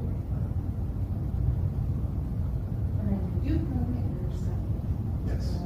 Later. And actually, we're not gonna have, we already passed for the 25-26. Like, CD came back and said, you guys did everything, they already take a look, we're not gonna be audited because we filed everything so quickly and with such care. Thank you for doing your job. Yeah. So just. Thank you for being competent. Yeah. I guess you indicated we'll pay the CDE thing over time. We'll just build that into the budget. Exactly. So we'll know exactly how much we're gonna be taking out every month, and we'll build that into the budget. Kind of like on board. Yes. But interest-free. Interest-free. Until November. It's like Best Buy, you gotta make sure we don't go past that. Interest-free. All right, moving on, I've got two more things, and everything we're discussing is extremely serious. We're moving forward with reducing staff for next year. We have to get to about $2.5 million in reduction. We are overspending. We have been for years. We've already clearly laid out. Right now, we're looking at about 23 certified staff. We're still working on classified. We want to get the certified done because we have to get, if there's any openings, we have to post. We want to let everybody know, but we're in the process. Met with the principals last week, gave them their numbers. We had cuts, teaching cuts only, 9 at the high school, 5 at both the primary and intermediate, and TTA was also 5. So that is the number we're reducing for certified. That'll get us probably close to about $1.5 million before we look at classified and also administrative. They're coming back to me this week, so we'll be able to start notifying teachers. We've already looked at the teachers who retired, so we've accounted for those. We're looking at some of the teachers who were itinerant subs, which should be long-term subs, is the actual language we should be using. And we've provided, those folks have already been notified. They're able to reapply, they have their license, moving forward, and we're gonna get all that done as quickly as possible, but the teachers will be notified as soon as the principals come back with who they're recommending to me. We'll let everybody know next week. But we're moving quickly. Principals have done a really good job. This is hard, having to make these tough decisions, but right now we're in a place where we don't have a choice, and it is the right thing to do to get us to where we're spending what we can afford. I just have one question real quick. When you're saying certified kids, are you putting secretaries in with, say, aides or? That's in the classified. That's classified. Yes, right now we're working on. Oh, you're looking at the, yeah. We're looking at everything. Right. I mean, we want to make sure everything, looking at what's going to be effective, and make sure that, we're able to continue to still serve our kids at the highest level. I just want to clarify what I believe you told me is over a 10-year period, we've lost 200 students and added 45 employees, 35 classified, 10 unclassified. That is correct. Is that right? Okay. So we've had declining enrollment, but yet we continue to add personnel. Yes, sir. Yes. But you said that's classified, right, not certified? No, we increased certified by 10 and classified by 35 during that time period. So when you should have been reducing staffing because you're not bringing your numbers, students aren't there, and the resources aren't there, we went the other way. Yeah. I just want to make sure that we're looking, because we're being videotaped and you go out into the community and people get certified, classified numbers, all that stuff. So certified is anybody that's required to have a license, teachers, admin, special service providers, like counselors. Classified, when I use that, it is parapros, secretaries, maintenance, but that is considered classified. And administrative is obviously administrative. Principals, central administrative leaders. So the 2.5 million, does that include what we would need to cut with the fines that just came in? Or is there going to be more money needed to cut after we calculate those fines? We're actually going over to make sure that we don't want to miss this target. We cannot miss the target and then be back here next year in the same situation where we're trying to cover payroll every month. And the other thing is we want to get to a place where we're able to be talking about students and what students need and be able to invest in programming that is going to help our students. And the other side of it, we need to make sure we're preparing for our older buildings and, those costs. So we're not going to miss the target. We are going to make sure that we are able to be fiscally sound moving forward. And then, for the numbers at each building, is that after the ignorant subs? That's the total number that they will not have back next year. Okay, so say at the intermediate we have 15. So those all get renovated, and then 5 goes down. And then Basically, those positions will not be filled in, but the other 10 could possibly still be. yes, we'll post to that number. So I used a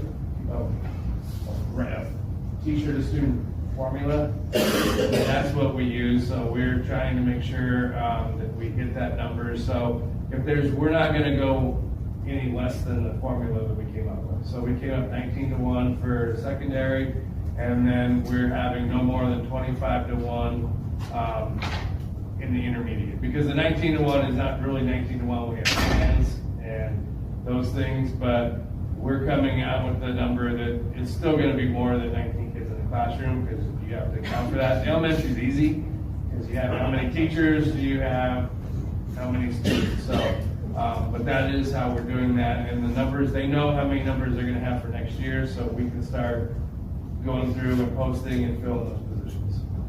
Just to be clear, class sizes are gonna go up a little bit. Yes.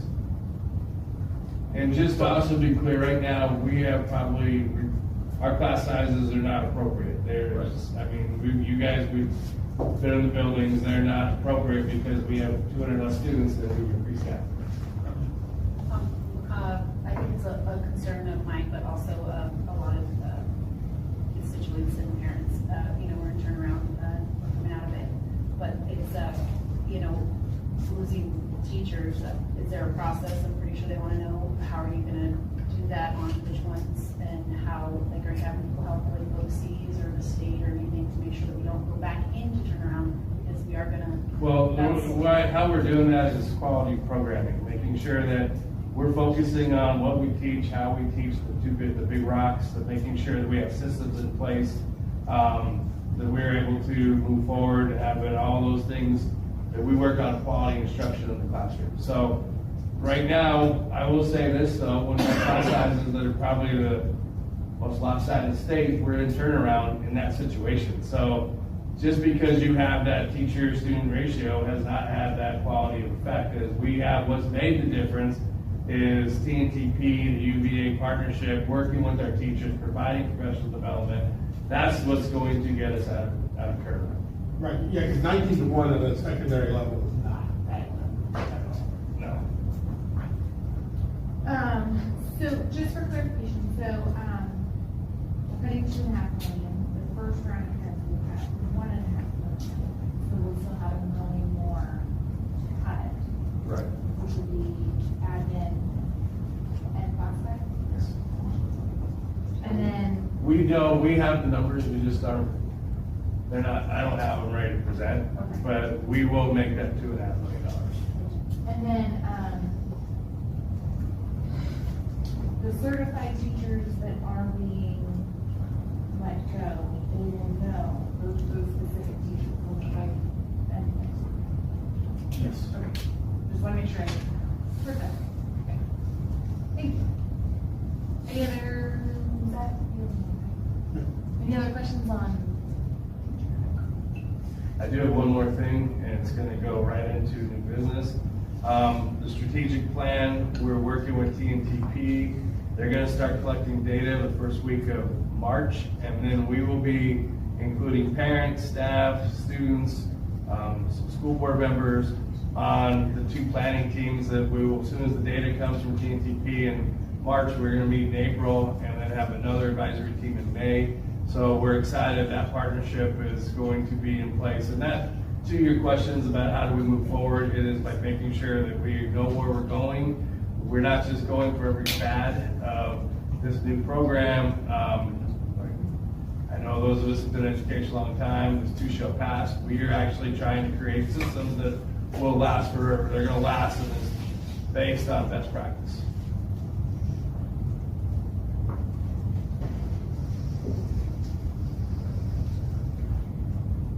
Anything else for Dr. Kate?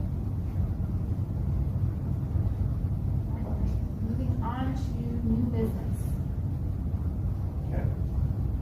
So I recommend the approval of partnering with TNTP for strategic planning in the amount of $78,616. This will be paid with easy grant funds that we already applied for. We were just waiting on the partner and the right timing. So I do recommend that we approve that partnership with TNTP, who we are going to use for a lot of the academic and instructional. We wanted to keep it consistent. And you did say it's grant funded. Absolutely. I just wanted to clarify that. It's grants funded that we've already received, that we wrote for a year ago. Okay, good deal. Make a motion to approve the contract with TNTP for strategic planning in the amount of $78,616 $78,616. Second. I have a motion and a second to approve partnering with TNTP for strategic planning, the amount of $78,616. Pay for with grants. Questions, comments? Sorry. I like the timeline, it seems pretty aggressive, but I like it. I mean, if they can do it, let's do it. It seems aggressive, but let's go for it. And their timeline's based on they're doing this all over the place. Yeah. That was what they recommended to us. that I'm they just would worried get it about, done. summer, anyway, I'm all for it, man, we need to get it done, so let's go for it. I like that we're using the same partner that we did for all our turnaround stuff. So that ties in together. They know our district, we work with our district, so I think it's great that we're using the same. And I think it's favorable on us using this partner because CE will be involved and they look favorably on CE as well. Roll call, please. Mrs. Ayala? Aye. Mr. Dickel? Aye. Mrs. Hines? Aye. Mr. Golowitz? Aye. Mr. Salisbury? Aye. All right, letter B.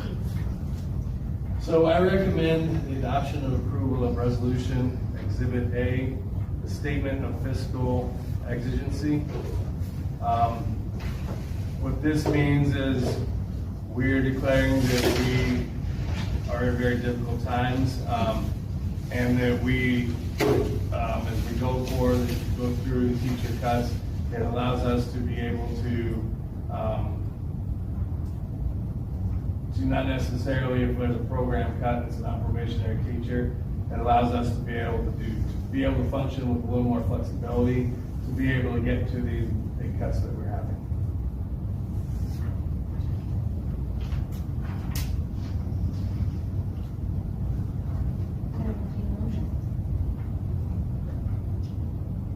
I motion we adopt the fiscal extended, whatever, resolution.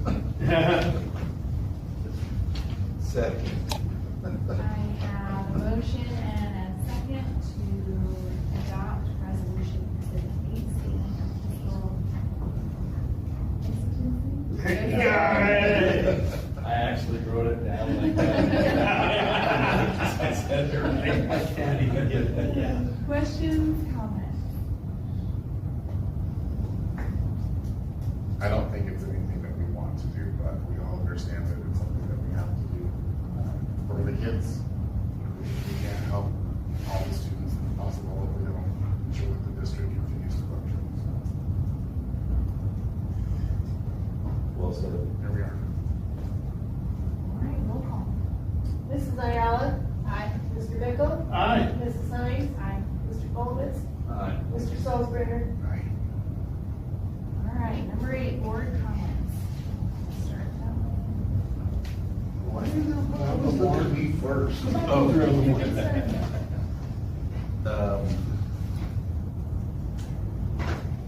This has been a difficult meeting. I could use some more colorful language, but I won't. But I'm really proud to be on this board and to serve with my 4 other board members. I think we all knew we had a mess on our hands. I'm not sure any of us knew the degree of the mess, but I think we've all approached it pretty clear-eyed and haven't allowed personal agendas or personal things to get involved. And I think we've done a really good job about tackling this mess. This mess didn't happen overnight. It's been 10 years in the making, and we're trying to fix it overnight. And we won't fix it overnight, but we will get it done. I want to really thank the staff. I know this is traumatic and stressful times, and your professionalism and you showing up every day is a testament to what you do. So I really appreciate that. I want to congratulate our wrestling team, both boys and girls. I want to congratulate the kids for a wonderful production, theater production. And I want to just really give a big shout out to Dr. Krumholtz, because I'm pretty sure you had no idea what you were signing up for. But your leadership and your ability to communicate and be transparent and be present has made a difficult situation more resolvable. And I just want to acknowledge your leadership and thank you. And thank you to all the staff and everybody else. Thank you.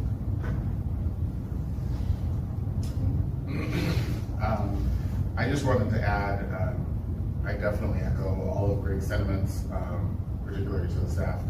I wanted to add on, as far as the meet and confer goes, I wanted to express that we heard a lot that night. We definitely appreciate the time that was taken to put together what was presented, and we are talking about it. We will have a work session to discuss it and to go through it, and we will address as many of the things as we can, as soon as we can. I think all of this today kind of puts a spotlight on the importance of having the right leadership and the right person at the end of the table to run our district. And I want to thank Kay for all the work he's done, and I truly feel like he is the right person to be at the head of the table running the district. And I also appreciate that he has taken all of this in stride, you know, all the things that keep popping up here and there and everything, and fires here, fires there, and he doesn't complain, and he's not running away, so I really appreciate it. So, but I am optimistic for our district and what our future looks like. The past is scary, but it sounds like we look on the past, looking forward to our students and for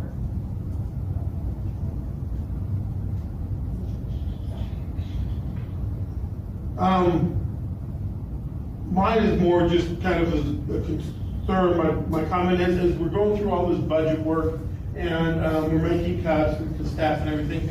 I just want to make sure we're doing due diligence to the facilities. I've had a few people question about the pool. And to make sure that, you know, I don't know how much we put into that pool, but I know since I've been employed or was employed in the district, it seemed like every year we put money into the pool. So I was just wondering, and I know it's difficult, especially with all the financial records and the way it's set up those buildings, but to know how much we put into that pool. But is it responsible to keep the pool or to keep maintaining the pool with all the budget cuts? So I don't know if you have 3 years worth of data or 1 year's worth of data or how much we put into that pool. I can bring that back to the next board meeting. I will give us some time, give us the next month to go through and figure out that, and we can bring that back to you. Also, if there is any bond information on that, if the city was supposed to maybe help us maintain that, like back in the 80s, who knows? There should be something we're missing.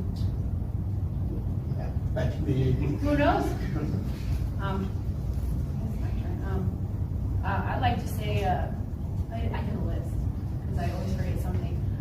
I'd like to thank the parents and the coaches for the state wrestling and the staff too that helps out, because you know, without that program, I don't think we'd have it. You know, with all the adults that help out, and I want to congratulate the kids, of course. You know, a lot of them have that eye of the tiger, that's for sure. I've seen it on the map. I was really impressed with watching a lot of the videos. And then I also want to out to the cheer team. I seen their halftime show. It was really good. And then also to science fair kids also that participated in that one. And then also, let's see, the ones that participated in, let's see, they just did a knowledgeable too up in, it was something like that. And then Colorado Springs also did a speech and debate one. We had one of our girls at the high school win, I think, 6th place, and then also an alternate for the nationals. So that's an awesome thing. And then we had a big turnout for the 4-H sign up. That's coming to a close really quick at the beginning of March. So March 1st, we're not taking anybody else, but it looks like we have a program for robotics, and this is a good way to save money because it's something that we're, partnering with other programs, how we can still service our kids and give them opportunities with a lot of things. I mean, it's rocketry, there's arts, all kinds of cool things with science. So I see that. And then, what was my other thing? I was thinking about that one too, because I just wanted to follow up with it. That was it. This is what we're supposed to be discussing things. It's like supposed to be that engine driving part for strategic planning and stuff for us to get things going. I just want to thank everybody. And, Sorry. no, and this is a really hard time. I feel really bad for all the things that are happening, and decisions that are happening to me, but it's something we have to do. I always forget something, and I think most of you know we were in the buildings last Monday for about 3 hours or so, and I just want to say a year and change on a board. I think that was the most valuable 3 hours of time that I've spent since I've been on the school board. I loved it. It was awesome. Didn't mean to stress anybody out or anything, but just being in the buildings and seeing them, it was great. And I would like to see if we could do that on a more regular basis.